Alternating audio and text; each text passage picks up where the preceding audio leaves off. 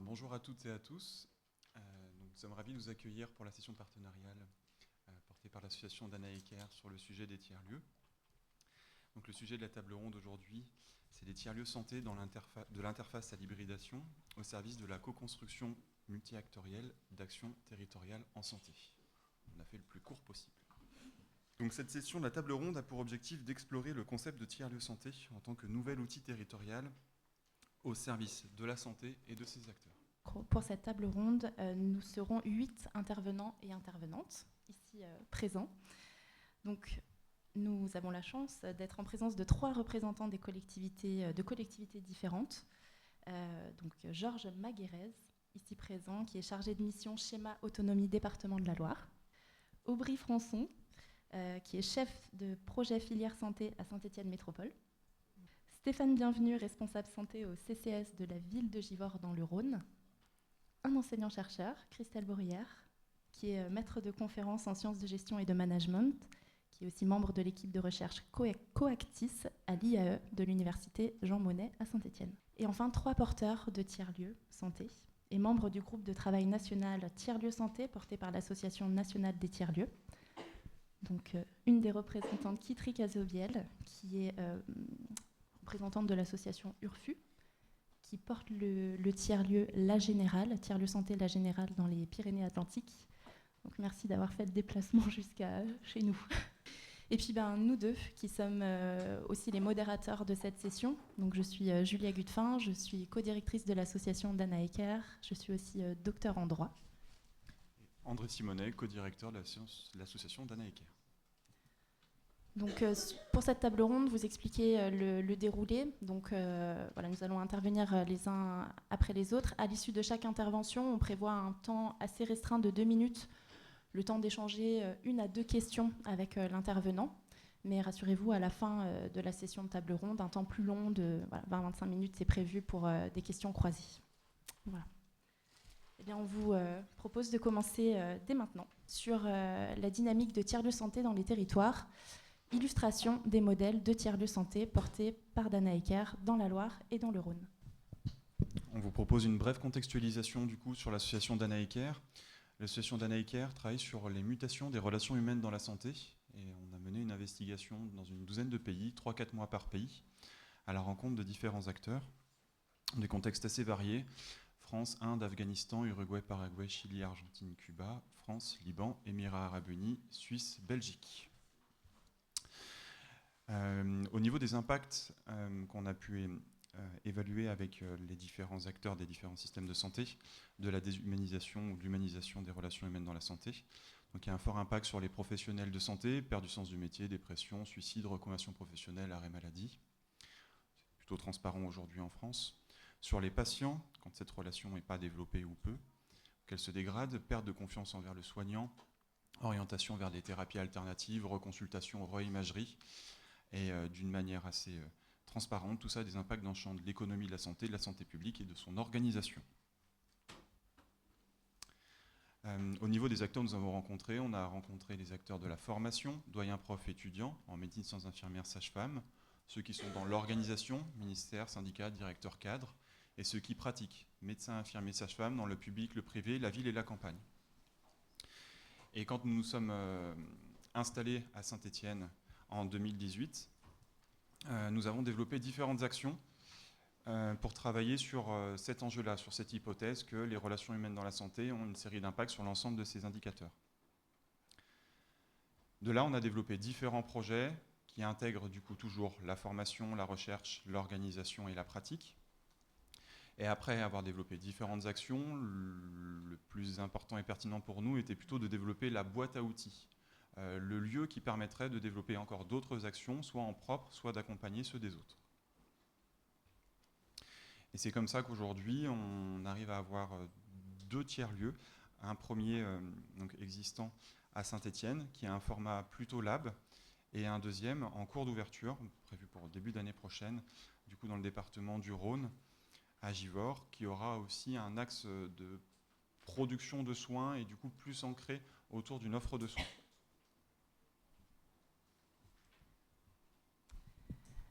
Mais au final, quand on parle de tiers-lieu santé, de quoi parle-t-on ?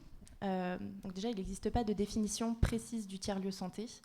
Le concept part de la définition des tiers-lieux en général. Donc ces tiers-lieux qui sont nés du milieu du numérique, du culturel ou de l'artisanat. Et donc, si on doit définir de manière générale un tiers-lieu, on parle de tiers-lieu comme une configuration sociale qui se matérialise le plus souvent par un lieu physique et ou numérique, dans lequel est activé par l'action du concierge ou du facilitateur un processus permettant à des personnes venues d'univers différents, voire contradictoires, de se rencontrer, se parler et créer ainsi un langage commun, leur permettant de réaliser ensemble des projets. Donc, partant de cette définition générale, les acteurs de la santé s'en sont emparés, se sont appropriés ce concept-là pour répondre aux enjeux actuels et à venir que rencontre l'écosystème de la santé. Et donc progressivement, les contours du concept de tiers-lieu santé ont commencé à se dessiner. Et aujourd'hui, on peut commencer à approcher ce concept-là en le définissant comme un support dans une dimension faire ensemble, de décilotage, qui a pour objectif de concevoir de nouvelles organisations en santé, dans le but toujours de répondre en partie aux enjeux de notre société en termes de parcours de soins, d'offres et d'accès aux soins, et de santé publique, un axe promotion et prévention de santé fort. Donc aujourd'hui, c'est un concept en construction et en structuration, notamment avec la constitution du groupe de travail national tiers-lieux de santé, porté par l'Association nationale des tiers-lieux, qui pourra nous en dire un peu plus tout à l'heure. Aussi, ce mouvement des tiers-lieux santé s'inscrit dans un contexte. On peut ici relever déjà 2 éléments contextuels. Le premier, c'est ce contexte d'évolution de notre système de santé et de son organisation, puisque depuis la loi du 26 janvier 2016 de modernisation du système de santé, il y a eu des avancées juridiques qui ont impulsé, d'une part, un virage ambulatoire, donc moins d'hospitalocentrisme, plus de domiciles ou d'accueil de jour. Aussi, le regroupement des hôpitaux en grands centres hospitaliers ou en groupements hospitaliers des territoires. Et enfin, un exercice et des soins coordonnés en maison de santé pluriprofessionnelle, en centre de santé, en communauté professionnelle territoriale de santé. Ces avancées-là ont toutes eu pour objectif d'améliorer l'accès aux soins et le parcours des patients, de valoriser l'expérience du patient et du savoir expérientiel du patient, et de rendre nos territoires attractifs pour les professionnels de santé. Donc finalement, ces nouvelles organisations et objectifs sont au service d'une approche territoriale de la santé des populations, fondée sur la coopération et la coordination entre les acteurs de la santé. Et donc dans ces objectifs-là, on retrouve en fait, la méthodologie du tiers-lieu santé, d'où le fait qu'il y ait un croisement aujourd'hui entre finalement ces avancées juridiques et puis l'évolution et l'émergence du concept de tiers-lieu santé. Et c'est vrai que ces évolutions s'intègrent aussi sur l'élargissement du concept de santé, qui a des implications dans les champs d'action des collectivités. Concrètement, la santé, elle était restreinte aux soins, et aujourd'hui, la santé, elle s'ouvre au sens global: alimentation, activité physique, pollution, environnement, urbanisme, logement social, éducation, etc. Donc l'élargissement du concept de santé et l'intégration des déterminants de santé dans les politiques publiques relatives à la santé ont des implications dans les champs d'action des collectivités. Et désormais, la santé est une thématique transversale qui s'appuie du coup sur les compétences générales des collectivités, via notamment l'urbanisme, l'environnement, l'éducation, le logement et la recherche. En implication concrète pour les collectivités, c'est développer de nouvelles coordinations, coopérations, méthodologies entre différentes collectivités, régions, départements, métropoles, communes ou Comcom, avec de nouveaux acteurs du territoire. Ce qui, au niveau des difficultés, le travail entre les collectivités de nature différente, que ce soit pour des questions politiques, techniques, méthodologiques, n'est pas chose aisée. Et l'intérêt il n'y a personne des collectivités, je pense, dans les rangs. L'intérêt des collectivités, l'intérêt des tiers-lieux santé, donc c'est un levier d'action pour les territoires. Dans ce contexte, les tiers-lieux santé apparaissent comme un outil territorial puissant et surtout neutre, qui permettent de traduire les évolutions des politiques publiques en santé de manière opérationnelle dans une démarche collective, participative et donc d'adhésion au changement, quand celui-ci est pertinent. Donc on revient concrètement sur les 2 modèles de tiers-lieux, donc le Danaher Lab sur Saint-Étienne Métropole et le tiers-lieu de santé à Givors, qui est accolé à une maison de santé pluriprofessionnelle. Et on va rentrer plus concrètement sur Qu'est-ce qui s'y passe? Donc, le Danaher Care Lab, on pourrait le définir comme un espace hybride et multidimensionnel qui est dédié à la performance territoriale globale en santé, dans la dynamique créative et inclusive d'un tiers-lieu. Donc, il développe différents axes, différents objectifs aussi. Donc, le premier, c'est de porter et d'accompagner des actions de développement de l'offre de soins et de prévention ou de promotion de la santé. Le deuxième, c'est de structurer et animer un écosystème d'acteurs de la santé, donc les collectivités, les universités aussi, les institutions, associations, entrepreneurs en économie sociale et solidaire et professionnels de la santé. Porter et développer l'ingénierie projet innovant en santé en intégrant les outils de démocratie sanitaire et de recherche participative, donc toujours dans un objectif d'inclure à des stades décisionnels finalement un bassin de vie, le bassin de vie du tiers-lieu ou du territoire concerné. Accompagner des porteurs de projets santé directement intégrés à l'écosystème de la santé du tiers-lieu, donc avec différents espaces qui permettent à ces personnes-là de développer leur projet, de l'expérimenter aussi. Et enfin, c'est aussi un lieu de recherche, avec un développement de la recherche dans les différentes actions portées, avec aussi ce développement de la chaire de recherche au sein implantée dans le Danaher Care Lab. Donc Christelle pourra nous en dire un peu plus tout à l'heure. C'est aussi un lieu d'expérimentation où on peut tester des projets, des dispositifs. Et c'est aussi un lieu de ressources, un lieu de documentation où on peut aussi capitaliser des connaissances et trouver de la documentation et de la ressource sur le sujet. Et c'est vrai que quand on parle d'ingénierie projet, on a vite la vision expérimentation, tube à essai et pas de pérennité. Là, au contraire, l'objectif, c'est de pouvoir faire émerger des projets.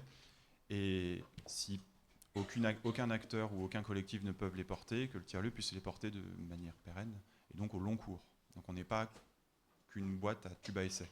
C'est ce qu'on essaie de transmettre aussi.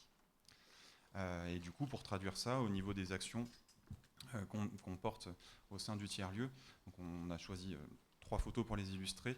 Celle en bas au niveau du groupe de travail, c'est sur le sujet des aidants, donc le champ de compétences du département. Donc on travaille à l'échelle du département, où on réunit les acteurs universitaires, associatifs, professionnels, les différentes collectivités et les usagers bénéficiaires autour de la table, ce qui représente quand même près de 80 structures, parce que l'approche est transversale, transpathologique, tout enjeu de santé, tout âge. Et on vote une thématique annuelle, et collectivement, on travaille à y répondre. Et quand on parle de travailler et répondre, c'est un guichet unique, ce serait pratique. Personne n'est en capacité de pouvoir le porter sur le territoire, et on va le porter et l'héberger dans les locaux. Donc on a assistante sociale et psychologue pour accueillir les aidants dans le tiers-lieu. La question de l'accès aux droits via les outils numériques était un sujet. Donc on a quand même développé une plateforme numérique escaledesaidants.com et les équipes mobiles qui sillonnent toute la ruralité, notamment dans les montagnes, pour aller faire de la prévention santé pour les aidants. Donc là, on est dans de l'action concrète avec une visée de pérennité sur le projet qui est assurée. Sur l'axe recherche, pour illustrer du coup en quoi le tiers-lieu permet de développer collectivement des actions, on accompagne l'université Jean Monnet et Lyon 2 à la création du premier statut pilote étudiant aidant de France. Et du coup, on a pu embaucher un postdoc en droit en partenariat avec une chaire de droit, un laboratoire de droit et une thèse CIFRE en psychosocial pour pouvoir développer ces statuts et travailler à une gouvernance projet dans chaque université avec des copiles dans chaque université. Et ces différentes démarches, elles peuvent s'inscrire que dans des collaborations entre différents acteurs et dans un lieu neutre. Et au niveau des jardins, on anime le réseau Loire des jardins de santé. Donc c'est des jardins qui sont dans des établissements de santé qui permet du coup de réunir différentes filières, aussi bien la géronto, la dicto, la pédopsychiatrie, la psychiatrie aussi, autour de l'objet jardin où les soignants et les patients peuvent jardiner ensemble, donc un espace-temps qui valorise la relation soignant-patient. Et on a pu créer un diplôme universitaire sur les jardins de santé, donc premier diplôme universitaire sur ces questions qui réunit ces différentes spécialités et VET AgroSup notamment.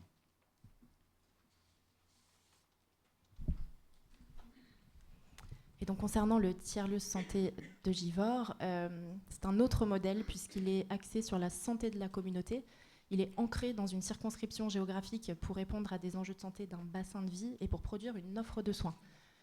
Sur le schéma que vous avez vu tout à l'heure, le plan, le tiers-lieu, qui était la zone en rouge, est accolé à une MSP. Et les patients, quand ils veulent aller rejoindre leurs soignants pour une consultation, ils passent forcément par le tiers-lieu. Donc c'est C'est un lieu finalement pareil multidimensionnel, assez hybride, qui accueille des professionnels de santé et du médico-social, des dispositifs de prévention et ou de soins, et des dispositifs renforçant l'accès aux soins, au droit à la prévention, etc. Et de même, ces dispositifs du coup, ont été co-construits avec les soignants et les acteurs du territoire, de manière étroite avec la CCAS et la ville de Givors, par thématique, que ce soit santé mentale, activité physique adaptée, santé des jeunes. Enfin, voilà, on a choisi des thématiques pour animer tout l'écosystème, définir les besoins et en quoi cette boîte à outils, qui fait aussi bien l'ingénierie projet que de la recherche, pouvait développer des actions en lien avec les professionnels de santé qui seront dans le même bâtiment au sein de la MSP. Donc il y a un vrai travail de gouvernance projet et de production de résultats concrets. Ouverture prochaine, vous êtes les bienvenus. Donc en conclusion, si on pouvait résumer les tiers-lieux, on pourrait retenir 4 piliers. Le premier, c'est l'aller vers, en développant des actions et des dispositifs visant à toucher les personnes éloignées du système de prévention et de soins. Et c'est là aussi la plus-value, entre guillemets, d'un tiers-lieu santé, c'est que le tiers-lieu, c'est un acteur d'hyper-proximité. C'est un lieu ouvert, neutre, et qui permet justement d'aller vers les personnes, mais aussi de les raccrocher vers des parcours de soins. Bien évidemment, de faire avec, favoriser la capacité d'agir des bénéficiaires dans l'accès à la santé, dans la prévention, dans les stratégies territoriales en santé et les parcours de soins. On parle beaucoup de savoir expérientiel aussi. Troisième pilier, de développer des nouvelles coopérations entre acteurs de la santé, donc professionnels de santé, associations, institutions, universités, collectivités, usagers, dans le but d'agir sur la pertinence, la clarté et la qualité des actions locales, et aussi dans le but de développer de nouvelles réponses aux enjeux de santé en incluant toutes les parties prenantes. Et in fine, développer et accompagner et porter l'ingénierie projet entrant dans le champ de la santé, et le tout avec une démarche d'économie sociale et solidaire et dans le temps long. Voilà, on vous remercie pour votre attention et on est à votre écoute pour 1 à 2 questions.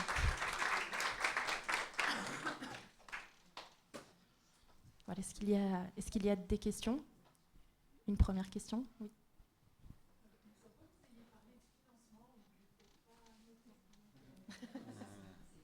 Effectivement, effectivement, c'est un point qui concerne tous les projets, tous les dispositifs. Alors, effectivement, vu que les tiers-lieux santé sont des dispositifs ancrés territorialement, on bénéficie du soutien des collectivités, que ce soit ici sur Saint-Étienne Métropole ou du côté de Givors, à Givors, mais aussi certaines mutuelles qui accompagnent les dispositifs d'action sociale. Et puis, on développe aussi un volet prestations, notamment sur des formations, pour sécuriser les budgets et faire en sorte de diversifier les ressources. Et aussi parce qu'on est une association qui développe des projets, enfin tous les dispositifs Escale des aidants dont on a expliqué brièvement le fonctionnement, sont des dispositifs gratuits, dans l'objectif justement qu'ils soient accessibles au plus grand nombre, que l'argent ne soit pas un frein à l'accès. Et donc cette portée désintéressée du fonctionnement de l'association nous a permis aussi d'être éligibles au mécénat. Au mécénat.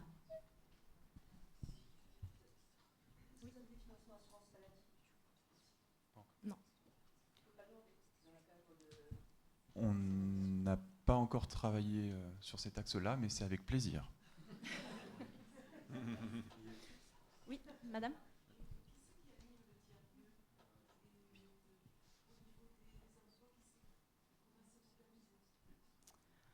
Alors, pour le tiers-lieu, le Danae Carlab, puisque du côté de Givors, le tiers-lieu n'est pas encore ouvert, mais il y a un modèle de fonctionnement qui est en train de se construire et de se structurer.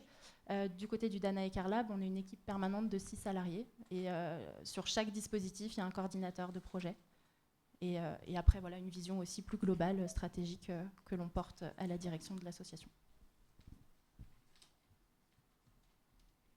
Une dernière question et après on pourra prolonger les échanges en fin de session, si vous voulez. Emmanuel Fresne, je travaille au CESTAF, on est une association on a une mission d'assurance maladie qui vise à concevoir et développer en fait, des programmes de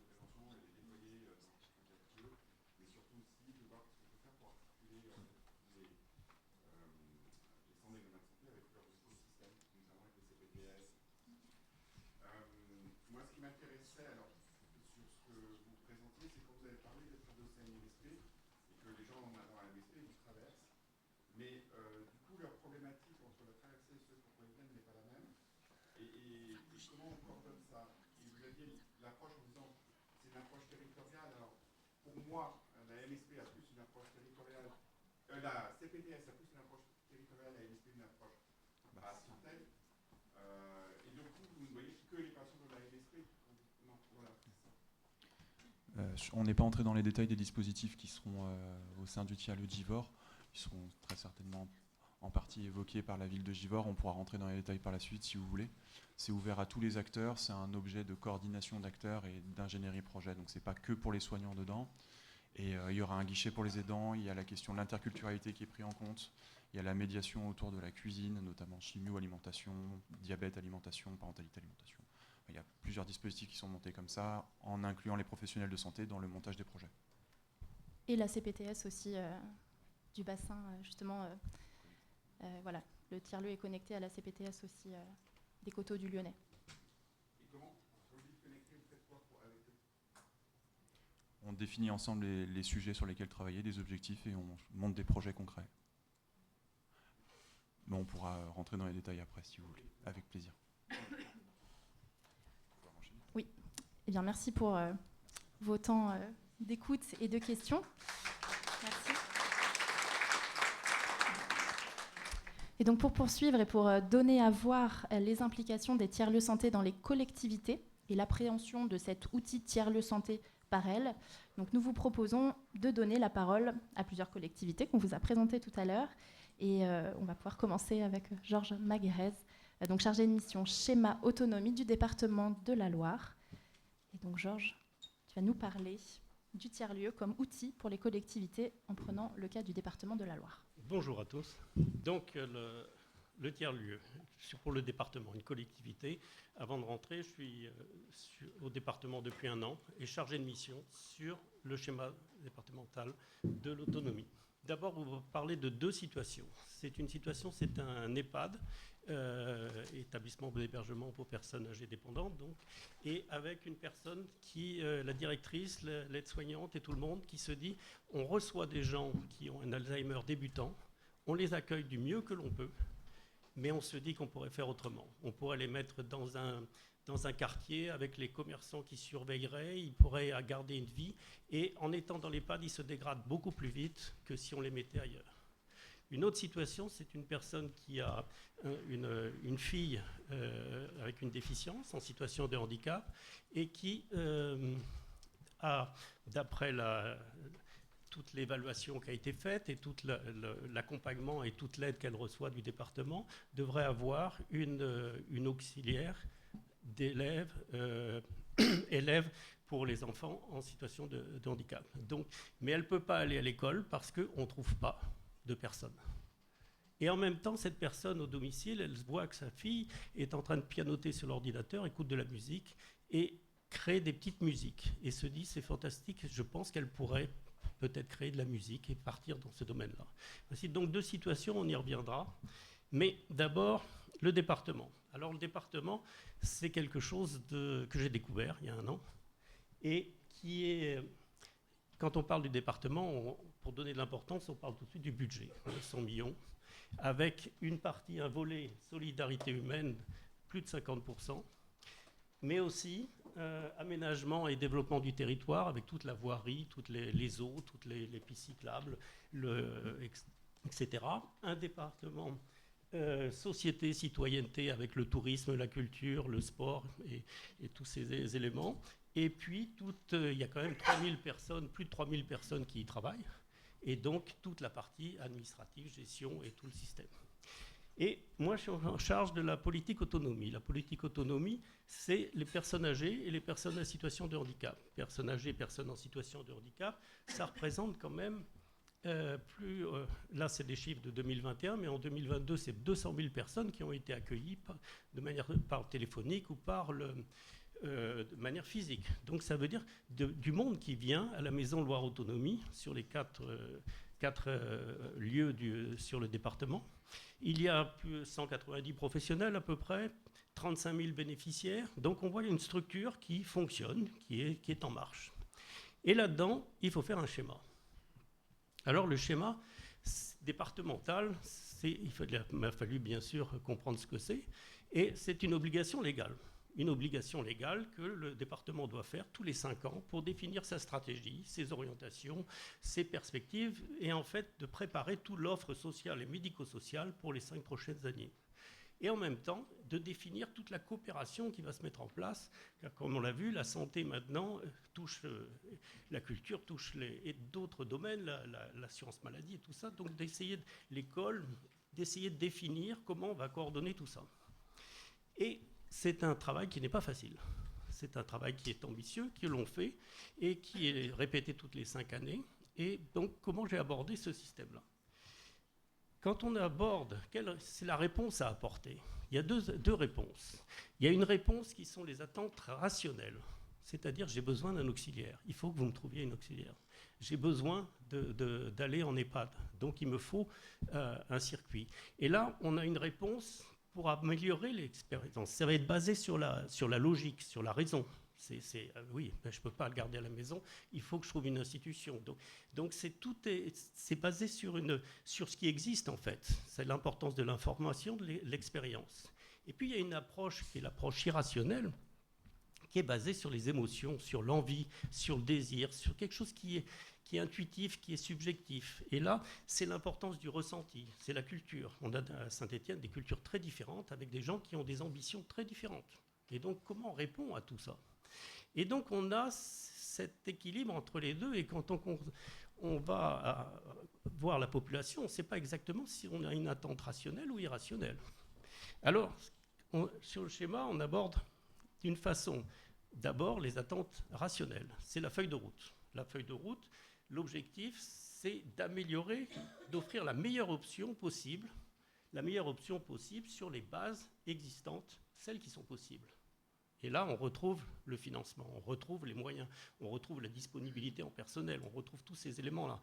Et donc, on va essayer de faire une concertation de la population, des partenaires, et généralement, on le fait à travers les représentants, c'est le conseil, le CDCA, le conseil départemental de la citoyenneté et de l'autonomie. Et le but, c'est d'améliorer l'expérience. Et le département n'est pas en reste, puisqu'on fait des comités des usagers qui aident les personnes à remplir le dossier de la MDPH, la Maison départementale de l'autonomie, donc qui aident à comprendre comment on rentre dans je dirais presque un carcan administratif qui existe, qui oblige à faire rentrer les personnes dans un circuit et pour essayer de faire évoluer l'existant.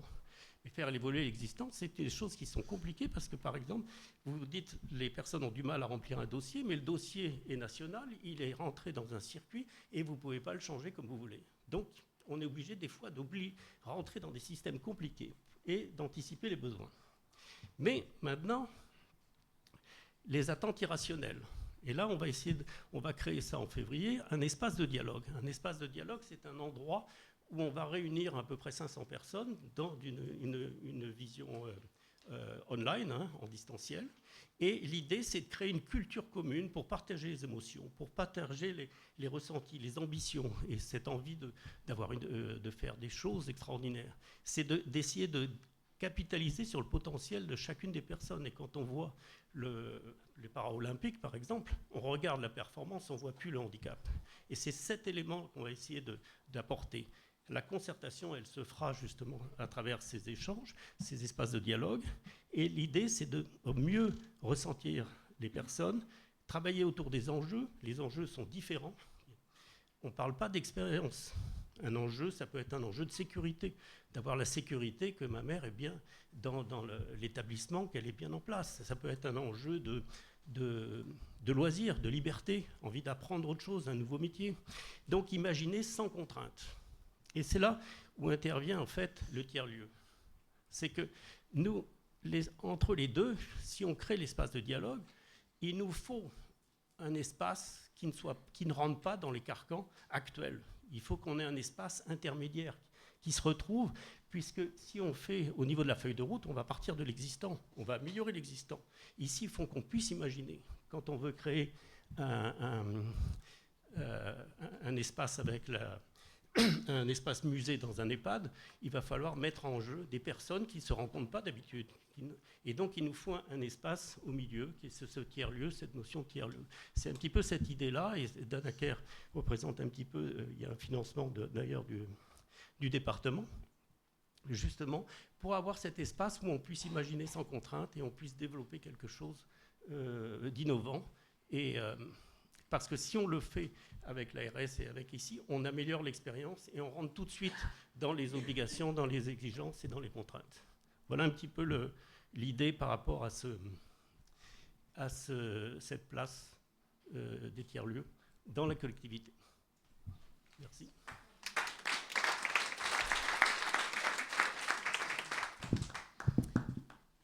Est-ce qu'il y a 1 à 2 questions? Oui, madame.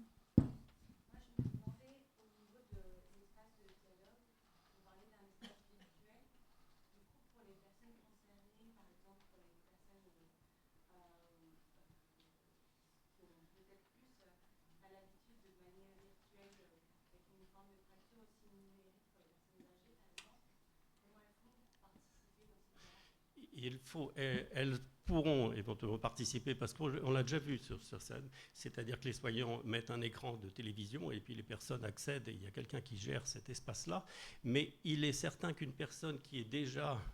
Ce qu'il faut comprendre, c'est que dans 10 ans, dans 5 ans, on va avoir une explosion, il va falloir créer des choses nouvelles.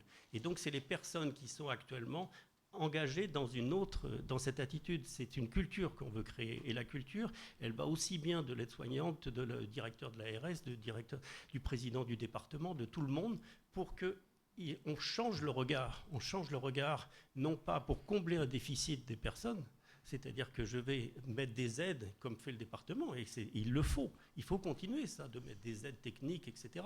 Mais en même temps, ces attentes irrationnelles, il faut qu'on puisse les percevoir pour qu'elles influent progressivement et qu'on puisse développer des choses nouvelles, en fait. La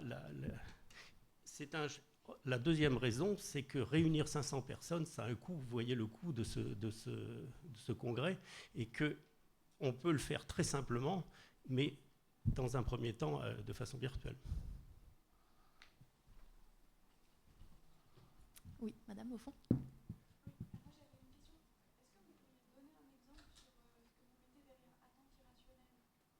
L'attente irrationnelle, c'est justement cette personne qui est si vous avez... on le voit aujourd'hui, par exemple, une enfant trisomique qui est dans des feuilletons, dans des télévisions, qui est acteur. Quand la mère a vu et se dit cet enfant va être acteur, ça paraît complètement irrationnel de se dire mais comment vous allez imaginer ceci? On a vu une attente irrationnelle, c'est qu'il y a j'aime beaucoup la voile donc je parle de ça, mais il y a quelqu'un qui a fait le tour du monde et qui lui manquait une main. Donc il a fait le tour du monde en solitaire à la voile sans escale, sans une main. Et ça, c'est complètement irrationnel. Une personne de 75 ans qui fait le tour du monde, comme on l'a vu, en bateau, c'est irrationnel. Donc c'est toutes ces attentes qui sont... Ouais. Les 2 dernières questions, madame.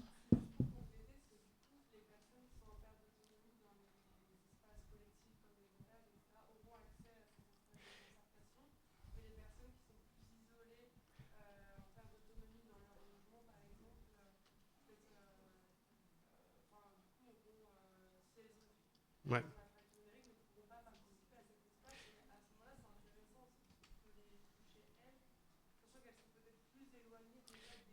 Alors, il existe déjà ces approches avec ces ateliers, avec justement d'aller vous rencontrer ces personnes. Et là, il y a déjà des mécanismes. Maintenant, c'est la personne qui habite et qui a à côté d'elle une personne qui est isolée. Dans ces espaces de dialogue, c'est de se dire, mais en fait, peut-être que cette personne, il faut que j'y aille, que je le faille. Et donc, c'est d'essayer d'élargir cet espace. C'est-à-dire que vous ne voyez quelqu'un dans la rue qui vous dit bonjour, vous le voyez 3 ou 4 fois, puis tout à coup, vous ne le voyez pas, vous vous demandez qu'est-ce qui se passe. Et c'est cet élément-là, ces espaces où on a quelque chose qui sort du système actuel. Actuellement, le département, par exemple, suffit 35 000 personnes, 35 000 personnes dans l'APA, c'est bien, Mais il y a 85 000 personnes qui ont plus de 75 ans. Et donc, parmi elles, comme vous dites, il y a des personnes isolées. Et là, on a à créer, à imaginer quelque chose, puisque le système actuel du dossier, pour l'instant, ne canalise pas les personnes. Une dernière question, monsieur, toujours. Oui, moi la question que je me posais, c'est pour trouver un peu les limites des choses existantes, enfin, les différencier. Par exemple, c'est au département, il n'y a pas que le département, mais vous avez des concertations, je crois, tous les mois avec des acteurs comme l'ARS et compagnie. Ces éléments-là qui existent et qui sont des réunions de concertation, pour vous, ça fait partie des tiers-lieux ou pas? Pour moi, ça ne fait pas encore partie des tiers-lieux. On a des réunions de concertation. J'ai fait le bilan, on a plus de 50 réunions qui sont de collaboration. Et j'ai vu des projets apparaissant où on propose d'avoir des super coordonnateurs qui vont coordonner les coordonnateurs. Donc c'est dans cette idée où il faut qu'on invente autre chose, il faut qu'on crée autre chose. Et c'est dans cette idée-là. Voilà, je vous remercie. Merci beaucoup, Georges.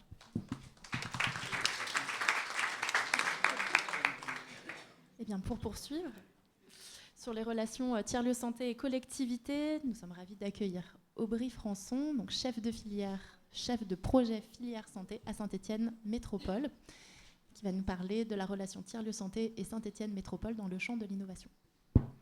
Merci, j'espère que je vais être à la hauteur de l'intervention précédente. C'était tout à fait remarquable. Du coup, moi, je vais essayer de vous expliquer pourquoi finalement la métropole, ça peut être un lieu vraiment intéressant pour implanter un tiers-lieu de santé. Alors d'abord, il faut se pencher sur les compétences qui sont conférées par la loi à une métropole. La métropole, c'est une collectivité locale qui est récente, hein, c'est même la plus récente finalement dans notre pays, avec un panel de compétences qui est extrêmement large. Alors il faut savoir qu'il y a des compétences qui sont obligatoires et puis d'autres qui sont optionnelles. Donc après, ce sont des choix politiques qui font qu'une métropole va choisir telle ou telle compétence optionnelle. C'est un échelon territorial qui est intermédiaire du coup entre de l'ultra-proximité avec la commune, et du coup on aura le bel exemple avec la commune de Givors, et puis des échelons territoriaux un peu plus supra comme la région, le département. Et comme vous le voyez, alors là je ne vous ai pas tout cité, mais les compétences sont extrêmement larges, très différentes, très variées. J'aurais pu rajouter d'ailleurs l'habitat, le développement durable, que je n'ai pas cité forcément dans ma diapositive. Il y en a d'autres, l'assainissement, les rivières. Malgré tout, je pense qu'on peut dire, sans trop se tromper, que la santé, finalement, elle peut être concernée par absolument toutes les compétences qui sont traitées par une métropole. Donc c'est déjà un premier point important pour l'implantation d'un tiers-lieu de santé sur une métropole. La deuxième chose qu'on peut dire aussi, c'est que la métropole, l'intérêt de cet échelon territorial, c'est que peu ou prou, alors suivant les territoires, ça peut être un peu différent, mais il correspond à la notion de bassin de vie. Si on se positionne sur le critère des déplacements domicile-travail, eh on trouve une certaine correspondance entre les limites d'une métropole et ses déplacements domicile-travail. Ça veut dire qu'une métropole, c'est un territoire, c'est une délimitation géographique sur laquelle on vit, on travaille, et donc on se soigne. D'où la question du tiers-lieu de santé. Bon, alors je travaille plutôt sur les questions d'innovation, donc sur les autres compétences, je me prononcerai moins. Ce que je vous propose, c'est de regarder un petit peu plus sur la métropole de Saint-Étienne, pourquoi finalement ça peut être un terreau fertile pour implanter un tiers-lieu de santé. Saint-Étienne et sa région, c'est le berceau du mutualisme, donc finalement ce qui est devenu la complémentaire santé. Pour refaire un petit peu l'histoire, ce sont les caisses de mineurs, c'est-à-dire lorsqu'un mineur était défaillant, entre guillemets, il était blessé, il était malade, les autres mineurs, par solidarité, mettaient de l'argent dans une caisse. Et donc, ça permettait de faire vivre la famille du mineur qui était blessé. D'ailleurs, c'est resté dans le langage courant à Saint-Étienne, lorsqu'on se met en arrêt maladie, on dit qu'on se met en caisse. Voilà. C'est quelque chose qu'on entend encore aujourd'hui, donc c'est resté, ça s'est transmis.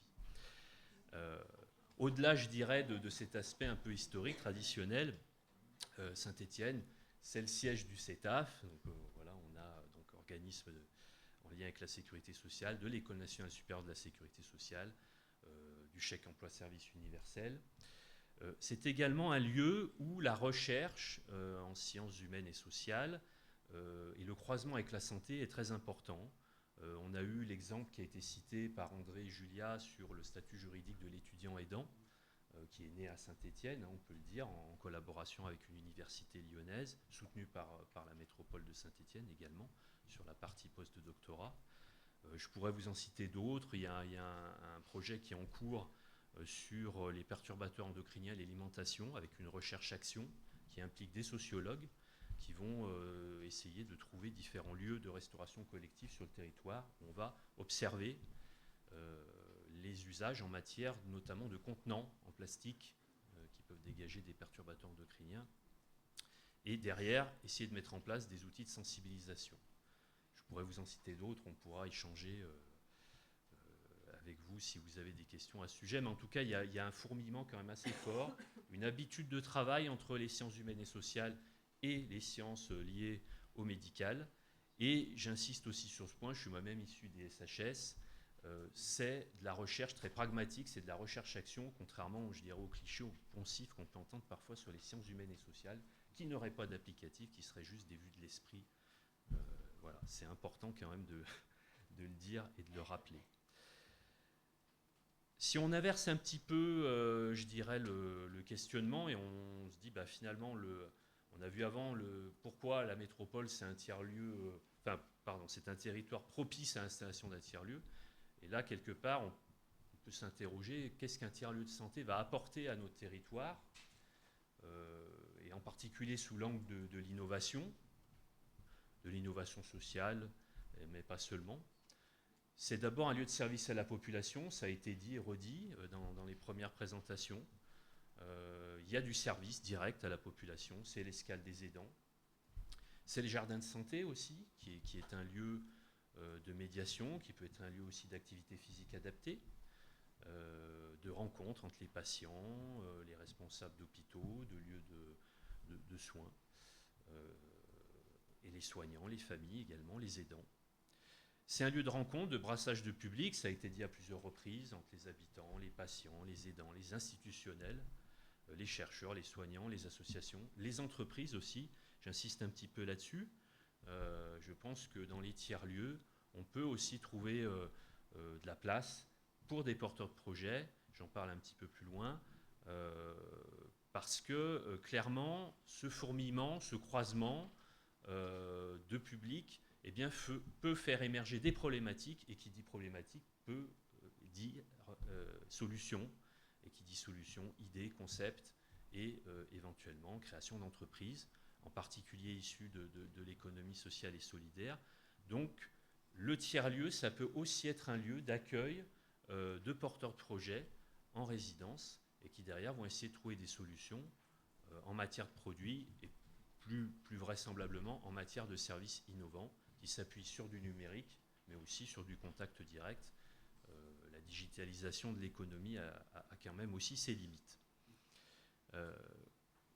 Autre intérêt du tiers-lieu de santé pour un territoire comme celui de la métropole, et de la métropole de Saint-Étienne en particulier.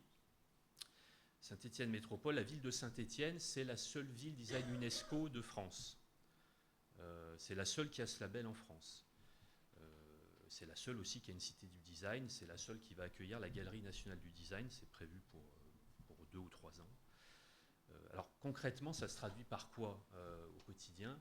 C'est une approche par les usages en fait qui infuse à tous les niveaux, notamment au niveau des entreprises, avec la cité du design qui accompagne des porteurs de projets, des entreprises dans cette appropriation de l'approche par les usages. C'est-à-dire quand on conçoit un produit, un service, dès le départ, on intègre cette notion d'usage, de besoin, et pour ce qui est de la santé, du patient, de l'aidant, du praticien. Donc ça peut être du design industriel, c'est-à-dire on va redesigner un bistouri pour qu'il soit un peu plus conforme à l'usage du praticien, et ça peut être aussi du service, c'est-à-dire qu'on va travailler sur c'est quoi l'offre, par exemple, d'une MSP, avec des designers qui vont accompagner depuis le tout début jusqu'à l'inauguration finalement et l'ouverture de la maison, et même après, en post-observation, si on peut dire. Donc la notion de living lab, là-dedans, elle peut être extrêmement intéressante pour un tiers-lieu, parce que ça va être un lieu qui va s'y prêter vraiment de belle manière, dans le sens où, sur place, on va trouver des publics très différents, des usagers, donc très différents, et donc observer leur réaction, leur manière de s'approprier des prototypes, que ce soit des prototypes de produits ou de services, avec la mise en place d'un dispositif d'observation Living Lab. C'est extrêmement intéressant pour les porteurs de projets. Donc on a une forme de cohérence finalement entre l'accueil de porteurs de projets en résidence et la présence d'usagers qui demain seront des clients, économie traditionnelle ou économie sociale et solidaire. C'est évidemment un lieu d'observation et d'étude pour la recherche, donc ça sera l'objet de la présentation de Madame Bruyère. Là encore, cette effervescence, cette rencontre de différents publics, des publics spécifiques, des publics qui parfois sont un peu éloignés aussi de la santé, de l'accès aux soins, c'est évidemment un terreau extrêmement intéressant pour la recherche et pour essayer aussi de trouver des solutions. Je vous parlais de recherche-action, c'est clairement, je pense, l'objectif final. Et c'est aussi un lieu de formation et de prévention. En matière de prévention, on est plutôt bien doté, même très bien doté à Saint-Étienne, puisqu'il y a la présence de l'Institut universitaire Présage, qui est porté par l'Université Jean Monnet, avec différentes chaires scientifiques qui portent sur des sujets différents, le bien vieillir, la vaccination, l'exercice physique, la santé mentale, qui est la dernière chaire de recherche. Et forcément, encore une fois, avec ces publics, eh bien, on a une opportunité assez unique d'aller eh bien, faire de la prévention d'une manière peut-être un peu différente que celle dont on a l'habitude. On se rend compte de plus en plus que la prévention de masse, finalement, elle est assez peu opérante. On va dire les images assez horribles qu'on trouve sur les paquets de cigarettes, a priori, ont assez peu d'impact. En tout cas, passé, je dirais, le premier choc de la visualisation de ce type d'images. Mais on est plus dans la prévention personnalisée, l'arrêt du tabac au moment de l'adolescence, pas très opérant. En revanche, à partir de 30 ans, quand le couple commence à avoir des enfants, eh bien c'est un peu, l'estime de soi va remonter, eh bien c'est un petit peu plus pertinent. Voilà. Donc j'en ai terminé pour l'intérêt de. Et puis j'attends vos questions. Merci Aubry. Est-ce qu'il y a une ou deux questions dans la salle ?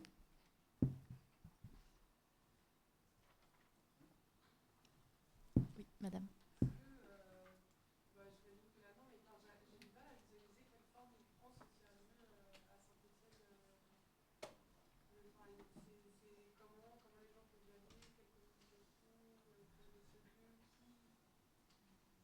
Alors, il faut poser la question finalement à Dan Eiker, mais de l'expérience que j'en ai moi, ce qui est intéressant, c'est qu'à la fois c'est un lieu où on va trouver des fonctions très différentes. Ça a été exposé par Julia et André. Donc on va trouver l'escale des aidants, donc vraiment du service direct, des espaces de coworking, des espaces de réunion qui sont à disposition. Donc c'est aussi l'intérêt, c'est que finalement on a un lieu où on peut se réunir dans différentes configurations, avec peut-être un public restreint, peut-être plus large, pour faire de l'appel à projet, aussi de l'appel à manifestation d'intérêt. C'est ce que j'ai oublié de préciser, mais c'est un vecteur qu'on utilise de plus en plus, notamment au niveau des collectivités locales. C'est un lieu où on peut accueillir des porteurs de projets, et en tout cas, c'est aussi un souhait d'un lieu où eh bien, on va pouvoir mettre en place des living labs. Donc, sur un temps déterminé, par exemple un mois, où un porteur de projet va venir avec son prototype. Moi, je l'ai vu physiquement, donc ça existe. Et puis le faire tester, recueillir des avis, des usages, mais avec l'appui de spécialistes de l'approche par les usages que sont les designers. Et on est plutôt bien doté en la matière. Donc voilà, alors physiquement, c'est un lieu avec des salles de réunion, avec des bureaux, avec voilà. Peut-être pour compléter du coup la réponse d'Aubry. Par exemple, il y a un dispositif qui a été initié par un psychiatre qui s'appelle le trialogue. C'est 2 personnes concernées, 2 personnes concernées par les troubles psy, 2 soignants, 2 aidants, 2 personnes concernées par les troubles psy. Une partie sont dans des assos, d'autres pas du tout. Nous, on est le lieu support et l'ingénierie projet support. Donc il n'y a pas de visée entrepreneuriale derrière. Tout est gratuit, il n'y a pas d'emploi à créer derrière sur ce projet-là. il y a une thématique qui est votée au trimestre, puis déclinée par mois, et c'est ouvert, c'est un espace de dialogue ouvert, et on accueille 30 personnes par mois pour parler santé mentale, le mouvement du corps en santé mentale, l'appropriation de la société sur les enjeux de la santé mentale, la stigmatisation. Donc c'est un lieu ouvert où de l'initiative d'un porteur de projet, aujourd'hui une trentaine de personnes de tout horizon fait un partage d'expérience entre le savoir plutôt médical, le savoir des aidants expérientiels, le savoir des personnes concernées expérientielles. Sinon, sur la question des aidants, en termes de faire comment les bénéficiaires participent aussi au projet, déjà les associations viennent avec leurs bénéficiaires et les bénéficiaires de l'escale des aidants sont invités aussi à venir participer aux ateliers pour se dire est-ce qu'on va travailler plutôt sur le deuil des aidants l'année prochaine tous ensemble ou est-ce qu'on va travailler plutôt sur les aidants mineurs? Et du coup, à partir de là, vous, comment est-ce que vous pouvez percevoir la chose, partager votre expérience et sur quelle thématique on vient travailler? Donc c'est vraiment autour de cet enjeu-là.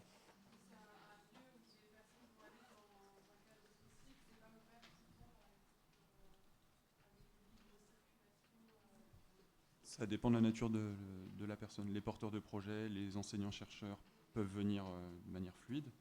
Le public est plutôt autour d'une thématique et d'un enjeu. Oui. Après, ils sont les bienvenus et sur le guichet de l'escale des aidants, par exemple, ils peuvent venir sans rendez-vous. Donc il y a aussi un flux de personnes qui viennent sans rendez-vous, mais pour aller voir une assistante sociale potentiellement ou recueillir des informations. Est-ce qu'il y a une dernière question? Non. Eh bien, merci beaucoup, Aubry, pour cet exposé très clair. Merci.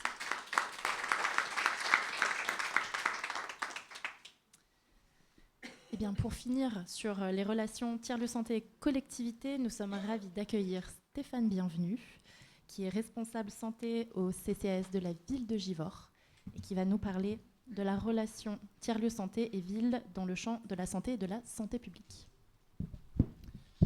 Bonjour à tous. Juste Givors, c'est une ville de 20 000 habitants au sud de la métropole de Lyon et qui a cette particularité d'avoir autant de supporters des Verts que de l'OL, ce qui fait que en termes de neutralité, c'est quand même assez intéressant. Moi, j'ai fait mes études à Saint-Étienne, à Jean Monnet. Je dis ça d'abord pour meubler parce que j'ai absolument rien préparé et surtout parce que en 10 minutes, ce qui était intéressant, c'est de partir de peut-être des interrogations qui étaient soulevées au préalable, et ça tombe pile poil parce que vous en avez posé deux sur lesquelles je vais pouvoir élaborer mon discours rapidement. La première, c'était la question de comment le tiers-lieu à Givors a fonctionné. Vous allez voir que je vais dérouler pour arriver à un mode de fonctionnement et une organisation dans lequel le tiers-lieu a évidemment toute sa place, mais ne peut pas être tout seul. Le tiers-lieu va fonctionner avec un chargé de projet, un chef de projet qui va le faire vivre au quotidien, qui va être porté par Dana Ecker. Mais il ne va pas être tout seul, parce qu'il y a l'écosystème local. On parlait des services de la ville, on parlait qu'on a tous une responsabilité par rapport à des politiques publiques de santé, mais il y a aussi la mission locale, le centre social, la maison de la métropole, l'association Lambda, qui a aussi un rôle à jouer, tant pour parler santé que pour être en connexion avec les usagers, les habitants et les citoyens du territoire. Il y aura aussi une coordination supra, puisque le tiers-lieu, c'est aussi travailler avec des universités, avec le monde de la recherche, avec le monde de l'entreprise, avec des partenaires qui ne sont pas sur un territoire et qu'on ne connaît pas nécessairement et qui peuvent apporter une plus-value. C'est pour ça qu'il y aura aussi une partie de la coordination de Dana Ecker qui sera portée sur le tiers-lieu de santé de Givors pour faire ces connexions, on va dire, à des échelles supérieures. Donc c'est important. Et le coordinateur, au milieu de tout ça, du tiers-lieu de santé, il va quand même avoir un rôle assez compliqué de gérer un écosystème local où il va y avoir des médecins qui n'ont pas nécessairement l'habitude de travailler avec la mission locale ou un centre social. Mais il y aura aussi des structures qui vont être dans ce pôle de santé, puisqu'on parlait de la MSP tout à l'heure, la maison de santé pluriprofessionnelle où il y aura des médecins, on fera du soin, mais il y aura aussi un cabinet d'infirmiers. Et dans un local dans un bâtiment connexe, il y aura par exemple le CDHS qui fait des campagnes tabac par exemple ou tuberculose. Il y aura le CJ qui travaille sur les questions de santé sexuelle ou encore le point accueil écoute jeune sur les portes d'entrée thématiques santé mentale. Donc il y a déjà dans le lieu un écosystème extrêmement important et pertinent. Et mon boulot à moi, pour le coup, puisque c'est bien ce travail et cette articulation-là, c'est de faire bosser dans le tiers-lieu, et j'y reviendrai, mais aussi en dehors du tiers-lieu, un écosystème local. Le coordinateur du tiers-lieu de santé, le chef de projet, ce n'est pas lui qui va tous les jours aller frapper à la porte de la mission locale pour travailler sur la santé avec les jeunes, mais ça va bien être mon boulot à moi, en tant que responsable d'un service santé, de mettre en branle l'ensemble de l'écosystème local pour qu'il puisse apporter son écho au tiers-lieu de santé. En clair, s'il n'y a que le coordinateur du tiers-lieu de santé qui fait vivre le tiers-lieu, je pense qu'au bout de 6 mois, il va vite s'essouffler.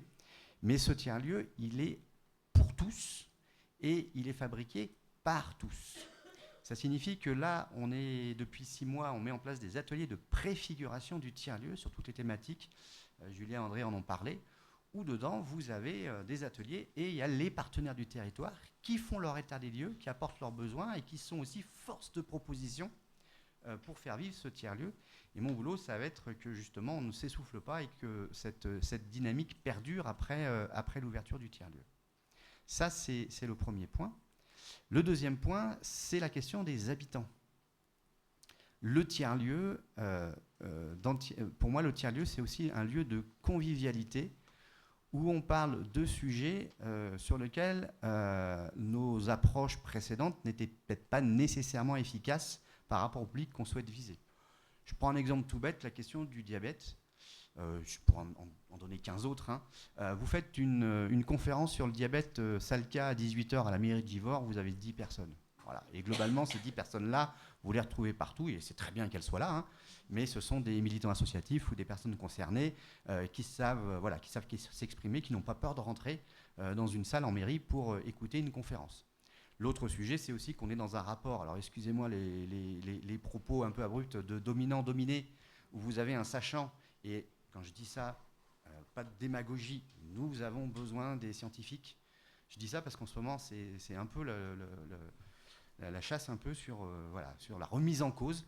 On a besoin de la science, on a besoin du savoir intellectuel universitaire.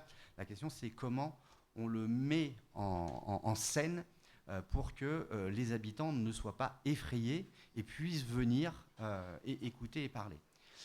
Et échanger aussi avec ceux qui savent et les scientifiques. Et donc la question du diabète et du tiers-lieu, au lieu d'avoir une simple conférence, il ne faut pas qu'il n'y ait pas de conférence, c'est clair, on a par exemple des compagnies de théâtre qui travaillent sur ces questions de diabète avec des personnes concernées.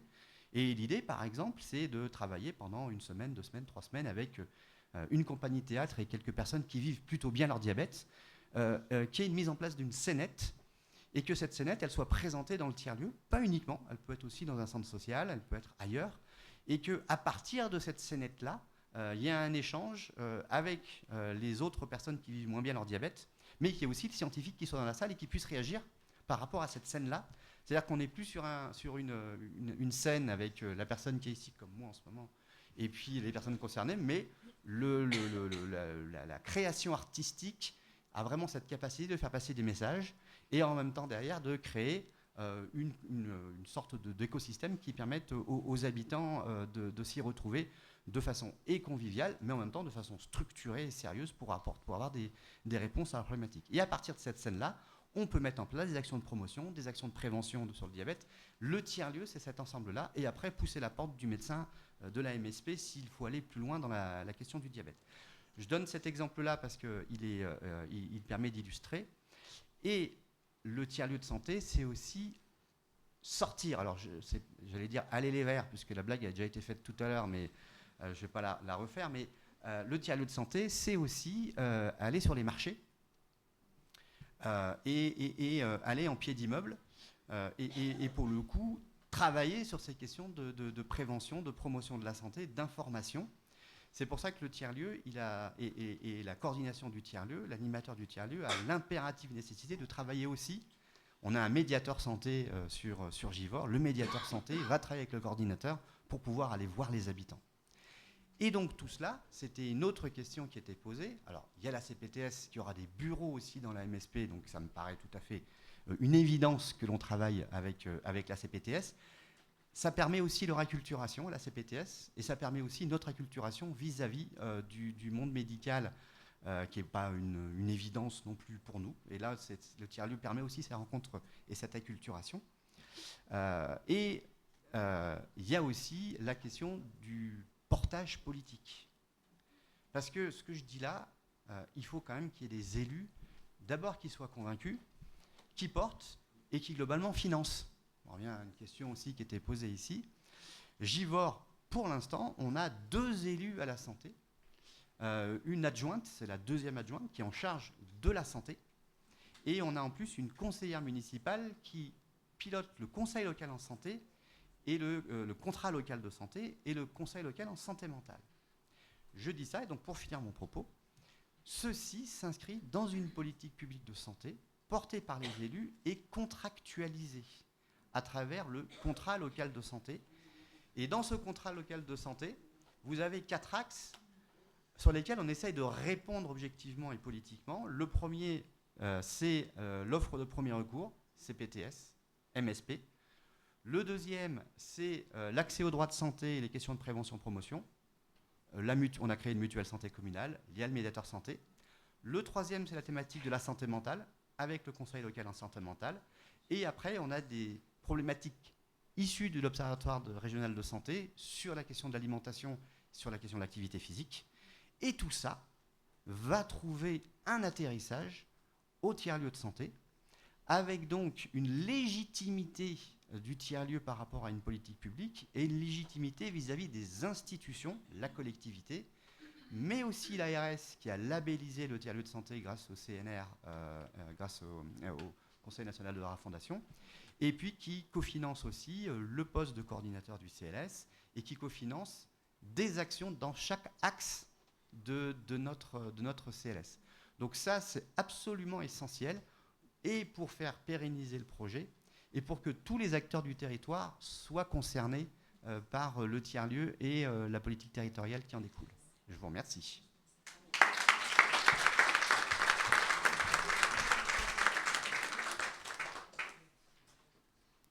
Merci beaucoup Stéphane. Est-ce qu'il y a déjà une question dans la salle? Bonjour, je vous remercie, c'était vraiment très intéressant.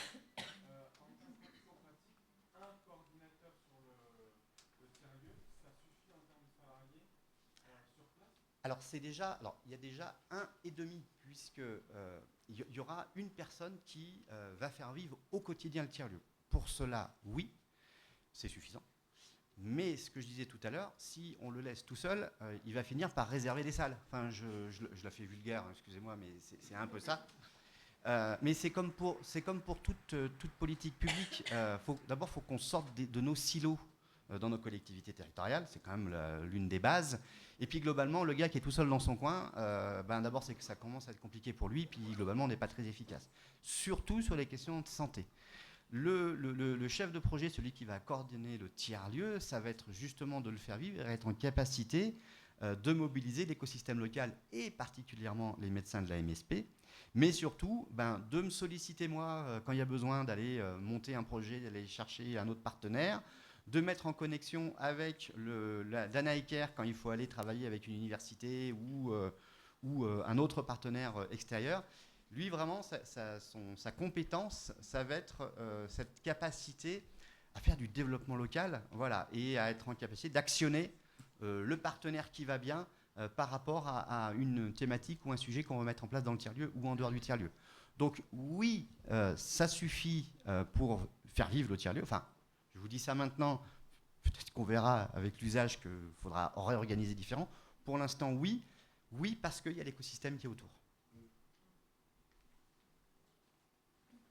Une autre question? Oui, monsieur. Merci pour la présentation parce que c'est clair.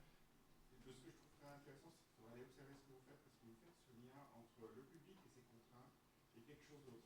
Et ça se réussit pas comme ça. Alors l'histoire de l'écosystème, je suis complètement d'accord. Et du coup, qui est le coordonnateur d'un écosystème et qui est l'animateur d'un écosystème? C'est des questions que moi, ça me pose quand j'entends ça. Et sur le plan économique, au fur et à mesure qu'on avance, le financement public n'est jamais, entre guillemets, pérenne en dehors comme les ORS, ils l'ont vu, leur budget au bout d'un certain nombre d'années, il a diminué, ils sont dévernés tout seuls. Donc en fait, quel business model on pourrait imaginer derrière? Et puis le dernier truc, c'est comment j'articule les intérêts publics et privés? C'est-à-dire, c'est bien de travailler avec les acteurs, mais à un moment, il y a une limite. Et quelle est cette limite que je ne vais pas franchir entre, par exemple, permettre à des industriels qui vont effectivement disposer davantage pour créer quelque chose, pour lesquels après ils vont créer de la valeur, enfin créer un profit et de la valeur. Alors, il y a deux sujets dans ce que vous énoncez. Il y a la question du modèle économique et il y a la question d'une politique publique. La politique publique doit être portée par les collectivités de façon structurelle. C'est pour ça que je donne l'importance des élus. C'est-à-dire que moi, jusqu'à la fin du mandat, je sais qu'on aura la base pour faire vivre le tiers-lieu. Et ça, il ne faut surtout pas que ça rentre dans une logique de profitabilité, où il ne faut surtout pas que ça ne dépende uniquement de subventions exceptionnelles ou d'appels à projets. Ça, c'est du ressort de la collectivité. Si en 2026, on a une nouvelle majorité municipale, peut-être qu'elle ne va absolument pas s'intéresser au tiers-lieu de santé, et globalement, on pourra aller chercher tous les appels à projets qu'on veut, le truc, il coule. Et ça, c'est du financement public, parce qu'on a un objectif, on a une raison, j'allais dire, politique, les habitants, le diagnostic de l'ORS l'a démontré, on a des très importantes problématiques de politique publique de santé sur nos territoires, et en tant que collectivité, on doit y répondre. Et pour y répondre, on a des constats qui montrent qu'il faut trouver des choses un petit peu novateurs pour pouvoir répondre et pouvoir toucher des publics, là c'est la littératie, pour pouvoir toucher des publics qui en ont réellement besoin. On a un hôpital qui est à côté du quartier des Vernes, en QPV, là ça fait 2 jours qu'il travaille sur le dépistage gratuit du cancer du sein, il n'y a juste personne. Voilà. Donc c'est comment on y répond différemment. Voilà. Alors peut-être qu'on va se planter, mais on sait que les modèles qu'on met jusqu'à présent ne marchent pas suffisamment. Voilà. Donc ça, c'est le premier point. Après, sur la question d'un modèle économique, je ne pense pas que sur le tiers-lieu en lui-même, dans son fonctionnement, on doive interroger son modèle économique. Par contre, là où on doit l'interroger sur 2 points. On doit l'interroger sur les effets connexes qui vont en découler et sur la création d'activités. Je pense par exemple, on a une pépinière d'entreprise sur Givors et je pense qu'il y a une connexion à avoir entre les nouveaux métiers de la santé et le tiers-lieu où on peut y réfléchir. Et pour le coup, là, il y aura une logique connexe qui pourrait se développer, où là, il pourrait y avoir des modèles économiques. Et l'autre sujet, c'est qu'on crée de l'attente, on crée du besoin, et il ne faut pas non plus frustrer le besoin. Je pense à la santé mentale. On n'a pas de psychiatre sur le territoire. On n'a pas de pédopsychiatre sur notre territoire, ou pas suffisamment. Et la question, c'est qu'on va développer, on va mettre en place plein d'actions de promotion, de prévention santé, on va mettre en connexion le point accueil écoute jeune, avec des médecins, avec ci, avec ça. Le risque, c'est que l'accompagnement des publics concernés, et particulièrement des jeunes, soit insuffisant, et qu'on crée, alors, si c'est que de la frustration, entre guillemets, bon, on a tous un bout de frustration de temps en temps. Mais il peut y avoir des dommages beaucoup plus importants pour les familles et les personnes. Et c'est là-dessus que la question, j'allais dire, économique peut rentrer en ligne de compte. Ça veut dire comment les psychiatres peuvent venir, comment on peut créer aussi, on va dire, un écosystème, j'allais dire, sanitaire beaucoup plus adapté aux besoins du territoire. Peut-être pour compléter brièvement, il y a un enjeu d'intérêt général dans les démarches. Il y a une démarche d'économie sociale et solidaire. Pour ce qui est des industriels qui viendraient faire de la presta, ce serait vraiment quelque chose à la marge, mais somme toute possible quand même. Ce qui est intéressant aussi, c'est quand même de développer des produits le plus pertinent possible pour les futurs bénéficiaires. Voilà, il y a plein d'illustrations sur d'autres territoires. On avait pour l'allaitement, les pompes manuelles, elles avaient été pensées sur des mains d'hommes et pas des mains de femmes. Donc, en fait, quand il y a eu des femmes qui sont venues, ça s'est vite vu. Donc voilà, il y a des enjeux un peu de ce type-là. Donc effectivement, l'industriel, il se retrouve avec un produit qui, à la fin, il va pouvoir rentabiliser son travail. Mais n'empêche, les dames qui viennent dans ce genre de situation pourront aussi après raccrocher plus facilement des dispositifs de prévention sur les questions de la périnatalité. Donc voilà, il y a tous ces enjeux-là qui sont derrière quand même. En termes de valeur, en tout cas, c'est quelque chose de très clair. C'est bien les effets connexes dont je parlais, il peut y en avoir plein. Par exemple, à Givors, ce qu'on a proposé pour les professionnels de santé, c'est 3 niveaux d'implication. Un médecin généraliste, vous lui demandez de faire un projet, un budget, c'est pas trop son truc. Donc on lui propose premier niveau, minimum, j'oriente juste ma patientèle sur le dispositif. Deuxième niveau, c'est tiens, j'ai une idée, mais je ne veux pas être l'opérateur du dispositif. Troisième niveau, c'est j'ai l'idée, je veux être l'opérateur. Et nous, on met tout en place pour qu'ils puissent développer la créativité dans l'art du soin et le sens du métier. Et ça, du coup, c'est des éléments de qualité de vie au travail pour les professionnels de santé et d'attractivité du territoire pour les professionnels de santé. On peut prendre l'exemple de la cuisine. Je suis médecin généraliste, j'ai plein de personnes en chimio qui passent. Je me dis l'alimentation, c'est peut-être un sujet en fait. Mais vers qui je vais me tourner? Là, ça s'arrête là normalement. Dans le lieu, du coup, il y a le coordinateur et une cuisine parce que c'était une volonté commune des professionnels de santé. Du coup, j'ai une population, j'ai plein de patientèles concernées par la chimio. L'alimentation, c'est un souci, il ne faut pas boire de thé, ça flingue la chimio, manger fragmenté, enfin, il y a quand même des enjeux derrière.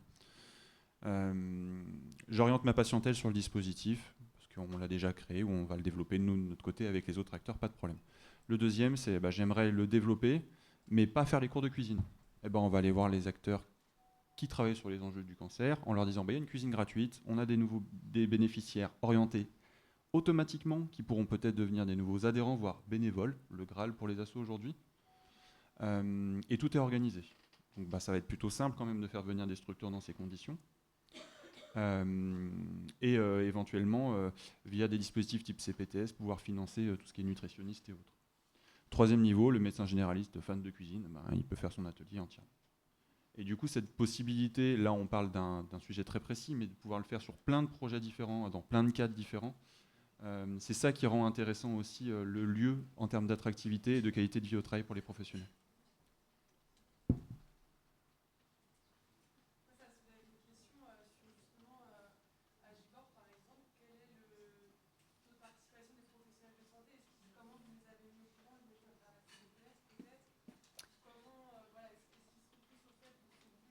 Oui. Alors, le pôle de santé a été construit avec d'abord les médecins de la MSP. Et c'est-à-dire qu'ils sont même allés jusqu'à la couleur des cintres dans leur bureau. Voilà, je viens du monde paysan. Et pour le coup, c'est plus facile de négocier avec les paysans qu'avec les médecins. J'espère qu'il n'y a pas de médecins dans la salle. Si, mince. Non, mais pour le coup, c'était vachement intéressant parce qu'on a vraiment fait de la concertation avec un architecte intérieur qui a cette compétence-là. Donc il y avait vraiment ce travail-là. On fait la même chose maintenant sur le contenu du tiers-lieu de santé avec les partenaires du territoire. Et la CPTS a été créée en octobre de l'année dernière, là, une année, là, ça fait un an, on va fêter ça dans une semaine. Et on a coécrit le projet de la CPTS avec les médecins de la CPTS. En clair, ce qui a été très particulier, la CPTS a appelé la CPTS à aller sur Givors et Grigny, donc sur la métropole de Lyon, Givors et Grigny, et sur une communauté de communes qui est au-dessus, qui dépend de la métropole du département du Rhône. Donc, deux structures complètement différentes. Et moi, je reçois un coup de fil de la médecin coprésidente qui me dit nous, sur le volet médical, on gère tout seul, on n'a pas besoin de vous. Par contre, dans CPTS, il y a territoire et on ne connaît pas le territoire. Je trouve ça assez extraordinaire. Voilà. Et donc, on a écrit le volet partenarial collectivement. Ça veut dire que dans leur ACI et dans le projet qui a été validé par la CEPAM-LRS, il y a ce volet sur quoi on travaille avec les territoires. Donc, on a pu insérer dedans la question de la santé mentale, la question de prévention, parce que faire de la prévention avec les médecins, c'est pas toujours facile, voilà, pour X raisons. Et donc, ce travail au préalable-là est assez intéressant. Et là, il y a des bénéficiaires du CCS qui vont profiter de dépistage HTA et diabète dans 10 jours, avec des publics qui ne seraient jamais allés voir les médecins, et les médecins ne les connaissent pas. Voilà. Et donc, le média, ça a été le service social du CCS qui a mis en contact, grâce à la CPTS, une infirmière et deux médecins, ou deux infirmières, et hop, on aura des publics qui vont se faire dépister sur diabète et HTA, alors que globalement, c'est que ça, si on ne le mobilise pas collectivement, on passe à travers. Merci beaucoup Stéphane.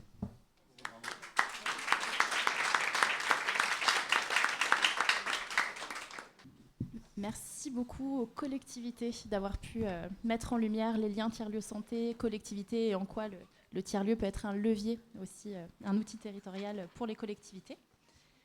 Et donc nous allons maintenant passer à un autre thème, toujours en lien avec les tiers-lieux santé, mais celui des liens entre tiers-lieu santé et recherche, ou comment penser une chaire dans un tiers-lieu santé au service des territoires.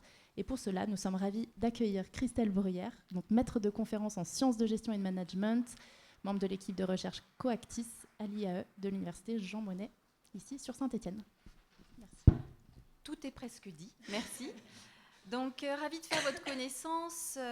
André et Julia m'ont proposé d'intervenir pour partager avec vous la collaboration naissante entre le tiers-lieu santé d'Anaïker et une chaire universitaire, donc ouverte sur son territoire. Avant peut-être de parler de la collaboration, il faut déjà expliquer ce qu'est une chaire pour comprendre en quoi il peut y avoir des liens et de quel ordre. Alors, la chaire est déjà en soi un objet obscur. Elle peut prendre plein de formes. Donc, je vais faire très simple. Une chaire, c'est un dispositif qui est déjà hybride, à la croisée de la formation, de la recherche et des entreprises, des organisations du territoire, pour répondre aux problématiques, à une problématique donnée. Voilà. Donc, c'est très large, une chaire, hein. Il faut donc qu'elle ait un projet commun. Et ce projet a été pensé avec des enseignants-chercheurs de l'université, mais également avec le tiers-lieu. Et là où on se retrouve, c'est autour de dans vos propos introductifs, vous l'avez mentionné, c'est autour de la valorisation de la relation humaine en santé. D'où le nom, Chaire Santé et Care organisationnel. Alors, je vais m'expliquer un peu plus sur ce sujet. Donc, moi-même, je suis issue des sciences de gestion et du management. D'où l'approche organisationnelle. Ce qui nous intéresse avant tout, ce sont les nouvelles formes d'organisation ou les mutations au travail. Quand je parle de mutations au travail, on peut par exemple on a parlé des CPTS, on a parlé des MSP, on peut parler aussi du 12 heures dans le milieu des organisations, en quoi le passage en 12 heures va impacter le travail et ma santé au travail. Donc on s'intéresse à toutes ces logiques qui traversent les organisations et toutes les pratiques managériales qui vont impacter les organisations et la santé au travail. Donc il y a un volet préventif autour de la notion de santé au travail, d'où le lien entre santé et care. Derrière la notion de care, c'est la notion de prendre soin. Même si ça peut paraître peut-être étonnant d'associer management et care, il y a tout un mouvement, je vois des non, pas forcément, mais ouais, il y a tout un mouvement autour des pratiques vertueuses, des pratiques managériales vertueuses. Parce qu'on le sait, le management peut galvaniser, mais peut aussi malmener. Donc comment toucher du doigt, appréhender ces pratiques managériales vertueuses qui développent la santé au travail, mais aussi la santé en termes d'accompagnement. Voilà, à travers, vous parliez d'impact, monsieur, c'est aussi étudier l'impact des pratiques managériales, certes, vis-à-vis de notre propre santé au travail, mais l'impact des organisations de santé vis-à-vis du territoire et la plus-value, les bénéfices dans l'accompagnement, la prise en soin des usagers. Donc cette chaire se lance plusieurs défis, voilà, pour mieux prendre soin des acteurs et usagers du système de santé, à travers des problématiques qui me semblent être très pragmatiques. Aubry l'évoquait, les sciences de gestion et du management, c'est une science de l'action. Donc l'idée, c'est d'être proche des problématiques sociétales et du territoire. Autour de l'attractivité des établissements, on fait face à des pénuries sectorielles, comment avoir la bonne compétence au bon endroit, autour de l'interdisciplinarité, comment accompagner aussi les défis numériques, les transformations numériques qui impactent le travail, qui peuvent impacter la santé au travail. Donc l'idée de cette chaire, c'est de graviter autour de ces mutations au travail qui impactent notre propre bien-être au travail, mais qui impactent aussi la performance des organisations. Voilà. Parce que les sciences de gestion, peut-être en préambule j'aurais pu l'évoquer comme ça, les sciences de gestion ont pour objectif in fine de développer de la performance. Et ce n'est pas un gros mot. La performance, c'est une performance globale, c'est-à-dire certes économique, parce qu'il faut qu'il y en a parlé d'un business model tout à l'heure, il faut qu'il y ait un business model qui permette de pérenniser les organisations. Une des premières questions qui a d'ailleurs été posée au tiers-lieu santé à Danaïker, c'est sur les modalités de financement. Mais il y a aussi une forme de performance sociale. Derrière la performance sociale, c'est comment les acteurs qui œuvrent pour ces organisations, donc les travailleurs au sens large, s'investissent dans leur travail et œuvrent pour les valeurs communes ou pour les missions qui leur sont confiées. Et puis c'est une performance sociétale, performance globale. Donc c'est comment l'organisation de santé, que ce soit un tiers-lieu, une CPTS, un EHPAD, un IME, une administration de santé, comment elle est au service de la société, du territoire, et en quoi elle répond aux besoins des usagers. Donc cette chaire est vraiment centrée sur cette notion de management au sens de performance globale, avec tous les défis à relever qu'on a évoqués et qui bousculent nos manières de travailler. Donc maintenant qu'on a peut-être un peu mieux compris, alors peut-être si on peut dimensionner, quand je dis dimensionner, c'est donc la chaire initialement s'inscrit dans une histoire sur le territoire. Il y a donc une dizaine d'enseignants-chercheurs identifiés, il y en a bien d'autres, mais en sciences de gestion sur les notions de santé au travail dans les organisations de santé. Mais on a également l'Institut Présage, avec qui on a été en lien. Donc c'est un institut universitaire pluridisciplinaire qui héberge 4 chaires autour de la prévention en santé globale, mais qui n'a pas l'axe santé au travail. Donc là aussi, dans la logique territoriale, c'est l'idée de s'inscrire dans un territoire pour répondre à des problématiques qui ne sont pas déjà couvertes ou du moins pas visibles aujourd'hui, voilà, en termes d'enseignement et de recherche. Donc cette chaire, elle a été pensée de manière hybride et collaborative avec différents instituts, que ce soit des instituts de formation, du CHU par exemple, que ce soit le tiers-lieu ou que ce soit Présage. Donc en soi, c'est déjà, je ne veux pas dire que la chaire est un tiers-lieu, mais vous voyez qu'en soi, on est déjà dans cette logique hybride dans la manière de penser la recherche. Donc osons faire un pas de côté. Pourquoi ? Parce que traditionnellement, les chaires sont hébergées dans les établissements d'enseignement supérieur. Donc osons faire un pas de côté, c'est l'idée d'être dans un autre espace-temps, de sortir des murs des laboratoires. Voilà, les chercheurs peuvent avoir ce côté un peu obscur, vous voyez, on ne sait pas trop ce qui s'y passe dans ces laboratoires. Donc l'idée, c'est de sortir des murs du laboratoire et de venir physiquement aussi au sein du tiers-lieu. La question a été posée, qui rentre et sort dans ce tiers-lieu ? Comment se passent les flux, les parcours ? L'idée, c'est de consacrer du temps pour être physiquement au cœur du tiers-lieu. Alors pour 2 raisons. On va dire que la première raison, qui est un incontournable, c'est qu'on partage un projet scientifique commun autour de la notion de la valorisation de la relation humaine en santé. Donc ça, c'est un incontournable. Il faut déjà qu'on ait un objet commun. Donc avec Danaher, on a cet objet en commun. Parce que le CARE en management accorde une place centrale à la relation, de fait, la relation au travail. La deuxième raison qui fait qu'on peut avoir un lien étroit donc, avec le tiers-lieu santé, au-delà du projet, c'est que le tiers-lieu permet d'être dans un autre espace-temps, à la croisée des projets citoyens, à la croisée des entreprises, à la croisée d'autres disciplines, à travers toutes les actions qui sont menées. Et donc le fait d'être présent physiquement, ponctuellement, mais physiquement au sein du tiers-lieu, c'est être à la croisée des mondes. Ce qu'on ne pourra pas avoir si on est hébergé, je vais le dire comme ça, vous voyez, mais physiquement à l'université, voilà, à 100%. Donc c'est l'occasion, un terreau fertile, comme l'évoquait Aubry, pour avoir un langage commun et puis ne pas être ce chercheur un peu, vous voyez, comme Aladdin sur son tapis hors sol, mais être ce chercheur qui vulgarise au sens noble et qui a à cœur d'ouvrir la recherche à la société civile. Voilà. C'est l'intérêt, c'est une des ambitions aussi de cette chaire. Et alors peut-être pour poursuivre et être pas loin de la conclusion, concrètement, alors voilà, quelles sont les actions que la chaire pourrait mener. Alors il faut peut-être aussi préciser qu'elle s'inscrit dans une histoire, cette chaire. Moi, je m'occupe d'un master en management des organisations sanitaires et sociales, qui a été écrit en 2008. Donc ça fait plus de 15 ans environ qu'on est en partenariat avec avec le CHU de Saint-Étienne, avec l'NCI à Firminy qui forme des travailleurs sociaux et des chefs de service. Donc on a déjà toute une logique partenariale qui fait qu'on a produit des actions de formation ou des actions de recherche. Et la chaire vient donner une visibilité et vient renforcer la possibilité de poursuivre ces actions. Alors très concrètement, avec le tiers-lieu santé, André et Julia, par exemple, interviennent auprès des étudiants. Vous parliez d'actions de formation en termes de prestations pour asseoir le modèle aussi économique du tiers-lieu. Eh bien, vous intervenez auprès de nos étudiants pour aborder la notion de l'interculturalité, pour aborder aussi le tiers-lieu comme objet organisationnel.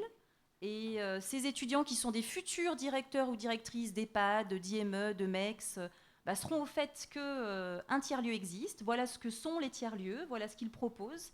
Donc ça, c'est un exemple concret de collaboration qu'on a entre nous et que la chaire pourrait renforcer à travers des actions de formation.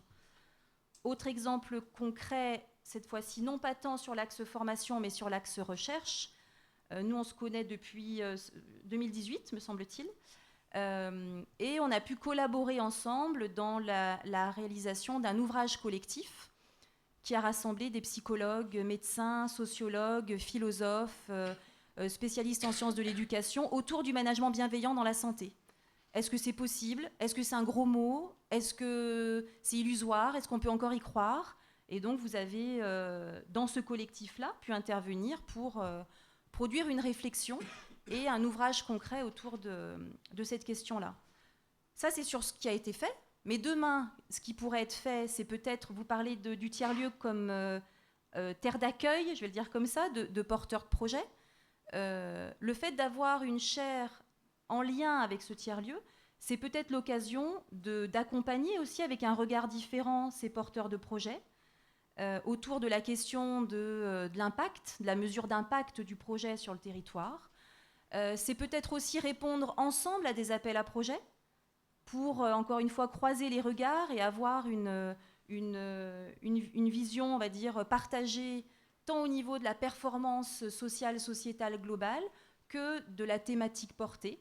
Donc c'est toute cette ambition qui nous anime dans l'idée de penser une chaire avec le tiers-lieu santé. Alors après, il y a peut-être, voilà, en termes d'exemples que je pouvais vous donner jusqu'à présent, et puis de prolongement souhaité autour de cette chaire. Donc aujourd'hui, elle n'a pas de...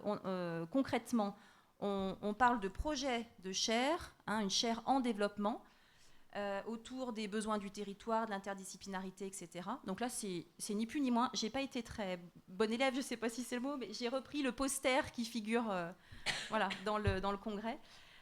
Donc avec la recherche-action, qui est un axe fort aussi, comme l'évoquait Aubry, le fait d'être ancré dans les problématiques locales et territoriales. Et donc cette chaire va voir le jour, on va dire concrètement, à travers une convention début 2024. Et on l'espère, ça ne va ne faire que renforcer le partenariat existant et l'ouverture de la recherche aux problématiques du territoire, sur la question du prendre soin en management et de la mesure d'impact de ces nouvelles formes d'organisation, de ces nouvelles pratiques managériales vis-à-vis de l'accompagnement des usagers et de la santé qui nous préoccupe tous. Voilà. Merci.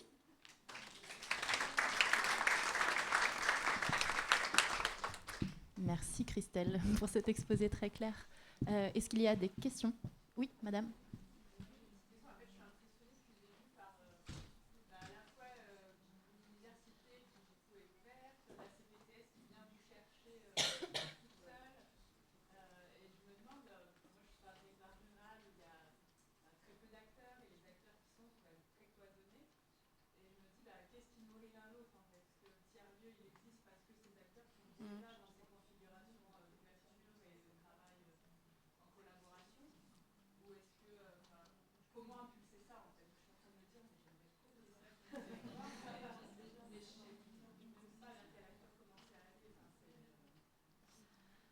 Alors après, je vais le dire comme ça, mais je me souviens de notre première rencontre, vous avez pris votre bâton de pèlerin. Vous voyez, ça s'est fait de manière très... Enfin, vous êtes venu nous voir parce que je m'occupe d'un master en management des organisations sanitaires et sociales et que ça faisait sens de se connaître.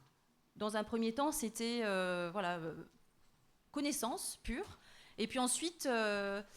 je pense que c'est ce projet commun aussi qui a fait qu'il y a eu plus que cette étape de prise de connaissance, ce projet commun autour de la valorisation de la recherche en santé, le fait qu'il y ait des chercheurs qui s'intéressent à cette problématique centrale autour de la relation. Et tout ça a fait qu'on a continuer notre collaboration. Mais c'est vrai que c'est dans un premier temps, c'est vous qui avez fait ce pas vers nous.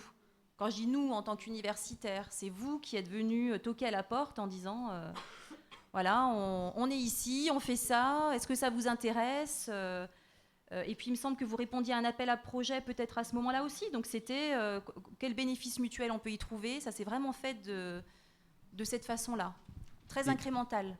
Et sur les territoires, votre question, elle est vraiment majeure, je trouve. Il y a aussi une question d'individus. Ça, c'est absolument essentiel. Et des individus qui, dans leur direction ou dans leur institution, ont suffisamment, on va dire, de responsabilité pour pouvoir utiliser le mot que tu disais, le pas de côté.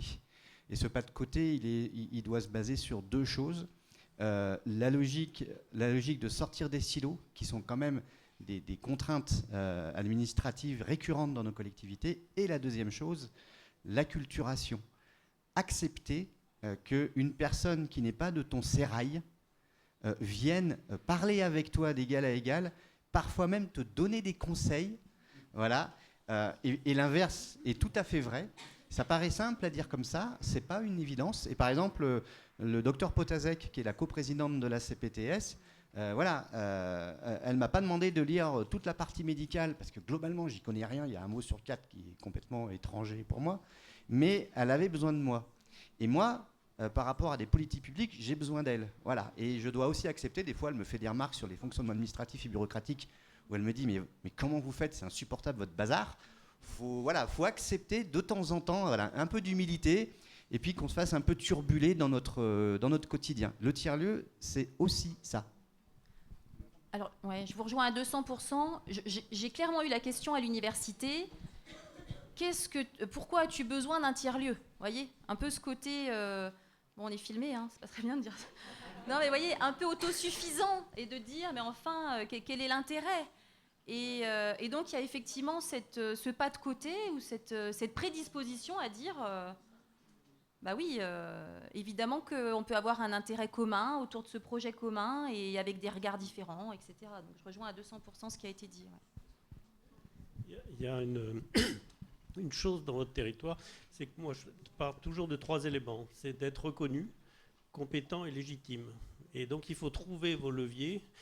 Légitime, c'est peut-être les politiques, justement, le maire ou quelqu'un comme ça. La compétence, c'est trouver justement les médecins, quelque chose qui donne une force sur cette compétence, mais ce n'est pas uniquement les médecins. Et puis de reconnu, c'est les associations, c'est tout l'aspect. Mais ces 3 éléments, ils permettent d'identifier un petit peu vos partenaires. Enfin, c'est comme ça que je procède. Et c'est une très très bonne transition pour parler des tiers-lieux santé et de la dynamique nationale qui sera présentée par Kitri. Merci Christelle. Oui, effectivement, je vais être peut-être porteuse d'espoir pour parler justement de la dynamique nationale. Moi, je suis Kitri Cazobiel, je suis coordinatrice d'un autre tiers-lieu qui est dans le Pays Basque, à Anglette exactement.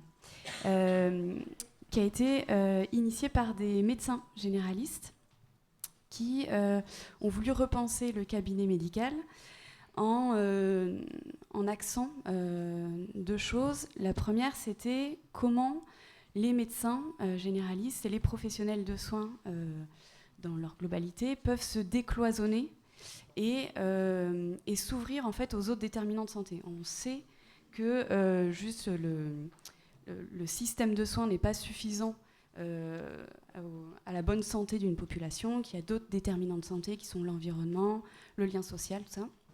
Et comment un médecin, du coup, peut s'ouvrir à ces autres déterminants de santé. Et du coup, comment on peut permettre et faciliter, si vous voulez,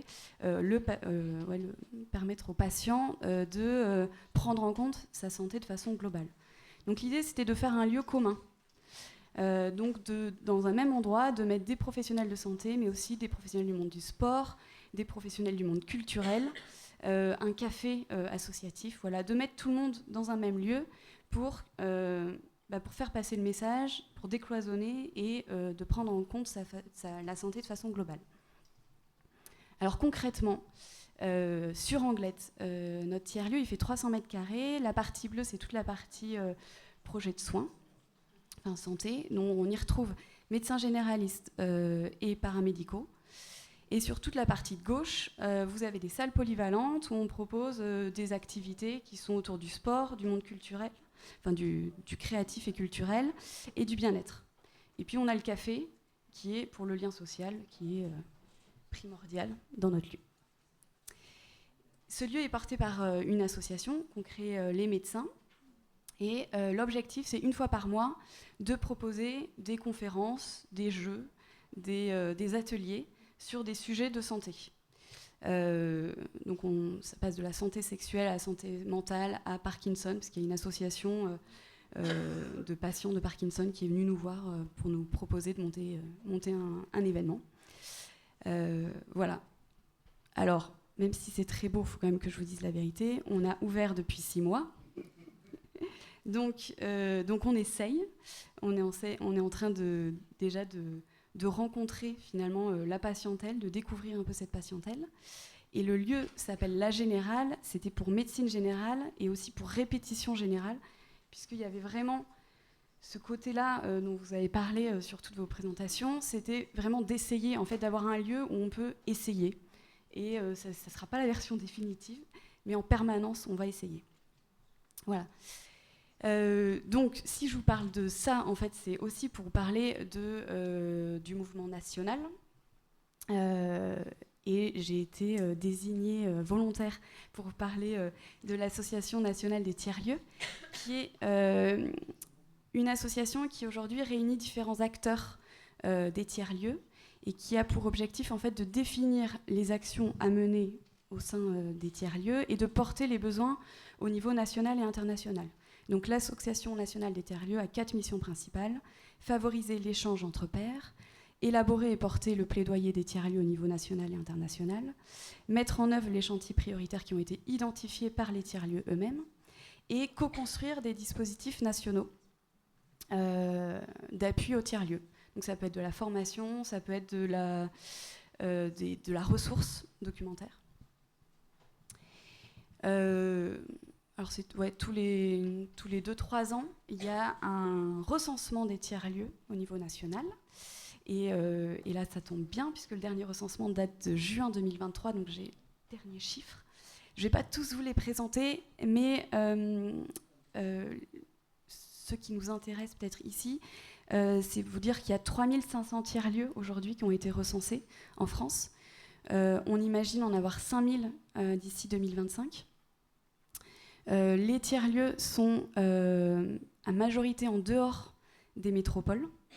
Donc, vous parliez de la ruralité, il y a 1/3 des tiers-lieux qui sont aujourd'hui en pleine ruralité. Les tiers-lieux créent de l'emploi. Et les tiers-lieux sont aussi des lieux d'apprentissage. Il y a plus de 400 000 personnes qui ont suivi des formations au sein des tiers-lieux. Alors les tiers-lieux, vous avez juste ici on va dire leur composition ou les activités, on va dire, qui composent un tiers-lieu. De façon historique, vous avez les coworking qui sont majoritaires, puisque c'est les premiers à avoir initié le mouvement tiers-lieu. Donc avec toujours cette idée de repenser le travail. Voilà. Ensuite, on retrouve les tiers-lieux culturels, les Fab Labs, les Living Labs, voilà. Et puis les tiers-lieux nourriciers également. Donc la question que vous allez me poser, c'est la santé dans tout ça. Et ben, le dernier recensement a montré en fait pour la première fois que les tiers-lieux se sont emparés de la question de la santé, et on a 5% des tiers-lieux aujourd'hui qui se considèrent comme tiers-lieux de santé. Ça représente à peu près 180 tiers-lieux aujourd'hui en France qui disent qu'ils font des activités autour de la santé. Donc c'est principalement des activités autour de la prévention, des activités d'accueil de thérapeutes et des activités médicales. Donc en fait, on se rend compte, comme le disait André en introduction, les tiers-lieux peuvent apporter une réponse possible à la déshumanisation du secteur, de réinventer ce rapport au travail, ce rapport à la santé, de réinventer une nouvelle approche du parcours de soins. Et puis, surtout, ce sont des lieux où on peut développer, imaginer de nouveaux espaces pour expérimenter pour les soignants. En fait, il y a peu de lieux d'expérimentation. Et voilà. Et donc, les tiers-lieux peuvent être ce genre de lieux. Donc suite à ce dernier recensement, l'Association nationale des tiers-lieux a décidé de créer un groupe de travail dédié à tiers-lieux et santé, à la question du tiers-lieu et santé, avec 2 enjeux principaux. Rendre compte de cette dynamique à l'échelle nationale et soutenir cette dynamique avec plaidoyer et avec les rapprochements ministériels. Voilà. Donc il y a 4 missions dans la feuille de route a été définie et a défini 4 missions principales qui sont en lien avec finalement les missions de l'Association nationale des tiers-lieux. Donc définir l'écosystème. En fait, finalement, peu de gens savent ce qu'est un tiers-lieu. Donc les gens qui ont répondu, c'était des gens qui savaient ce que c'était, mais en fait, il y a d'autres initiations qui finalement peuvent qui peuvent s'apparenter, si vous voulez, au mouvement national des tiers-lieux. Donc comment on les retrouve, et puis qu'est-ce qu'on définit également comme tiers-lieu de santé, qu'est-ce qu'on y met derrière ça. On n'a pas tous la même définition de santé. Donc voilà, l'objectif, voilà, c'est de définir, de faire un plaidoyer. On a l'objectif du tiers-lieu, c'est ce décloisonnement, cette multi-activité, et du coup, ça pose de grosses questions sur la forme juridique. Et on a des vraies questions d'innovation juridique à trouver, qui vont de pair finalement avec la recherche de financement, comment on alloue les différents budgets en fonction des formes juridiques. La formation, ce qu'on ne vous dit pas, c'est qu'on est très souvent sollicité, porteur de projet, par d'autres soignants pour savoir mais, comment vous avez fait, comment on s'y prend, nous aussi on veut faire la même chose. Et Dana Eckart pourra en reparler, je ne sais pas si après, mais en fait l'objectif c'est de créer aussi des formations pour les soignants, de dire en fait voilà c'est possible et voilà nous comment on s'y est pris et comment vous pouvez faire. Voilà. Et l'accompagnement pour les tiers-lieux de santé qui existent déjà, de mettre en commun de la ressource, de partager les impacts sociaux, ce qui marche, ce qui ne marche pas, en fonction des territoires. Voilà. Et donc là, je suis censée, je crois, vous proposer d'adhérer à l'Association nationale des tiers-lieux. Non, la question c'était qui est dans ce groupe de travail et est-ce que vous aussi, vous pouvez rentrer dans ce groupe de travail. Donc aujourd'hui, le groupe de travail comprend une dizaine de personnes qui représentent, si vous voulez, la diversité des acteurs autour de ce monde des tiers-lieux. Donc vous avez des porteurs de projets de tiers-lieux, que ce soit des praticiens ou des coordinateurs. Vous avez aussi des financeurs, donc on retrouve la Caisse des dépôts et Malakoff Humanis qui est présent dans ce groupe de travail. Et puis vous avez des personnes qui par leurs compétences peuvent apporter des choses au groupe de travail. Donc on a des chercheurs et puis on a des groupes, on va dire, régionaux de tiers-lieux, voilà. Notamment la coopérative tiers-lieux, qui est en Nouvelle-Aquitaine. Donc ce premier groupe, ces premières 10 personnes, on a défini, si vous voulez, la feuille de route, et maintenant on ouvre ce groupe de travail à toute personne en fait qui veut passer un peu de temps sur le sujet et faire valoir ses compétences. Pour ça, il faut adhérer à l'Association nationale des tiers-lieux, c'est pas très cher, et voilà, et dire votre intérêt pour travailler sur ce sujet, et vous serez les bienvenus. Voilà.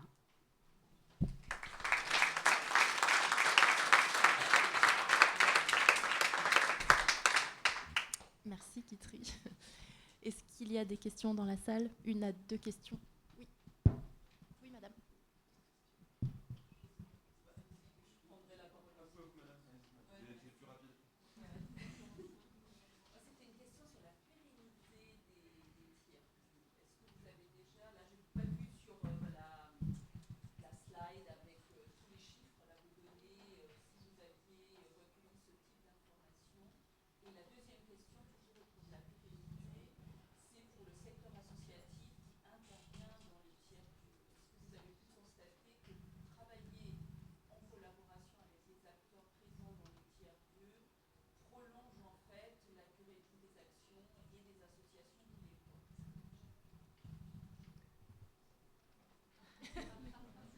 Ouais, sur la pérennité, je ne peux pas trop vous dire. Sur les associations, La majorité, il y a un chiffre là-dessus sur les associations, mais la majorité ouais, voilà, il y a 380 000 adhérents dans les tiers-lieux associatifs. Donc en fait, la majorité des tiers-lieux, par en fait leur complexité de regrouper en fait différentes activités, en fait la forme juridique associative est en fait celle qui permet aujourd'hui le plus facilement la création de tiers-lieux. Donc c'est à cause de cette contrainte-là que en fait la majorité des tiers-lieux aujourd'hui sont des tiers-lieux associatifs. Et comme c'est inscrit, 49% du chiffre d'affaires des tiers-lieux proviennent de subventions publiques. Oui, ça peut donner une idée sur la pérennité.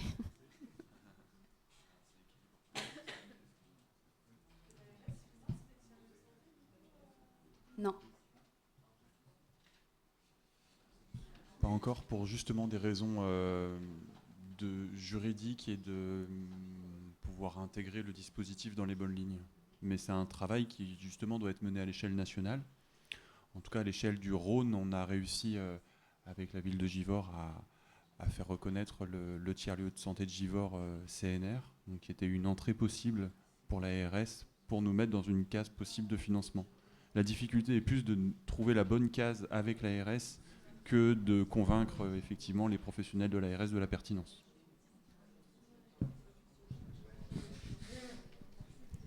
Oui, alors le fait qu'on ait été labellisé, ça a aussi ouvert à des subventions et enfin des financements plutôt pertinents.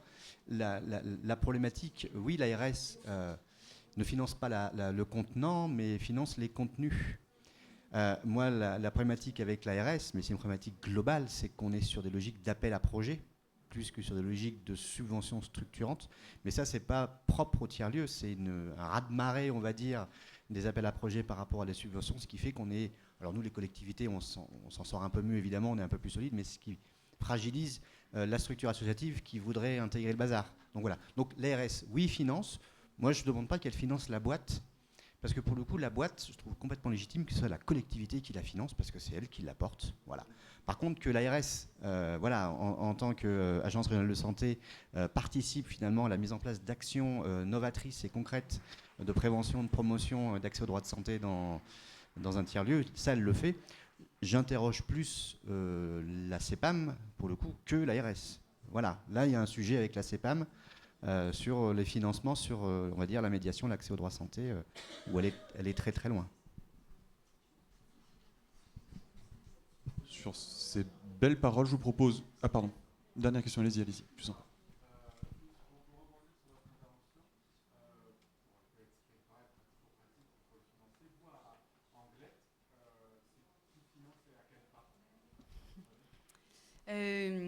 Nous, on a eu peu de financement. On a eu un financement de la région Nouvelle-Aquitaine qui nous a aidés à nous lancer. Et après, on n'a pas de financement. Voilà. Donc, non, c'est faux. On a eu, pour l'événement sur Parkinson, on a eu un financement de Malakoff Humaniste. Et voilà.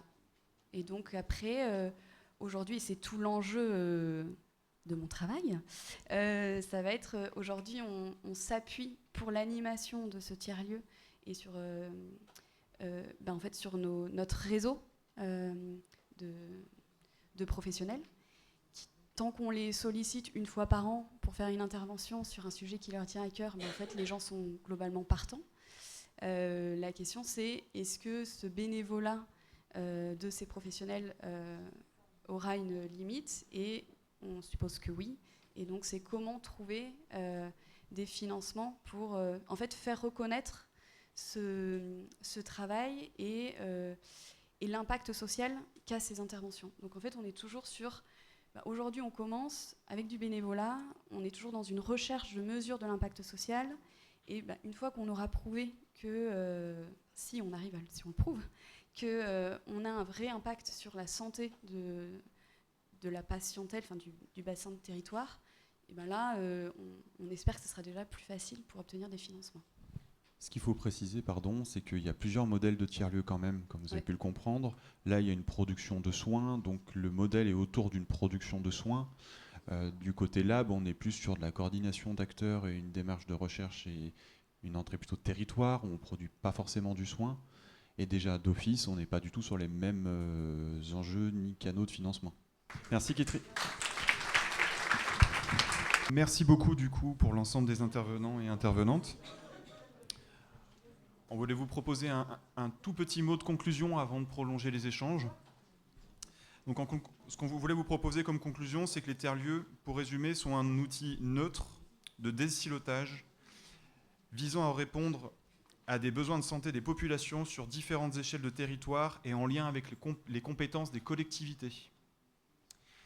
Que ce soit sur le champ de la prévention, de l'offre de soins ou de l'accès aux dispositifs, les tiers-lieux santé permettent de développer des nouvelles collaborations et de nouveaux dispositifs, en les accompagnant dans le lancement ou en les portant de manière directe et au long cours. On ne fait pas que de l'expérimentation.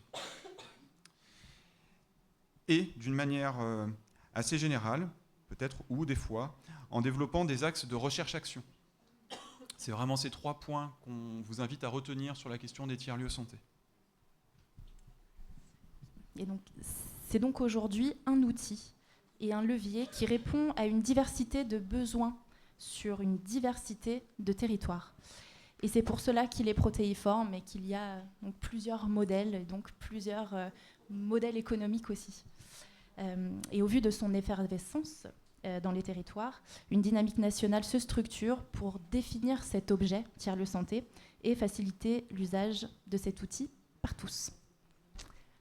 Merci à vous pour votre écoute.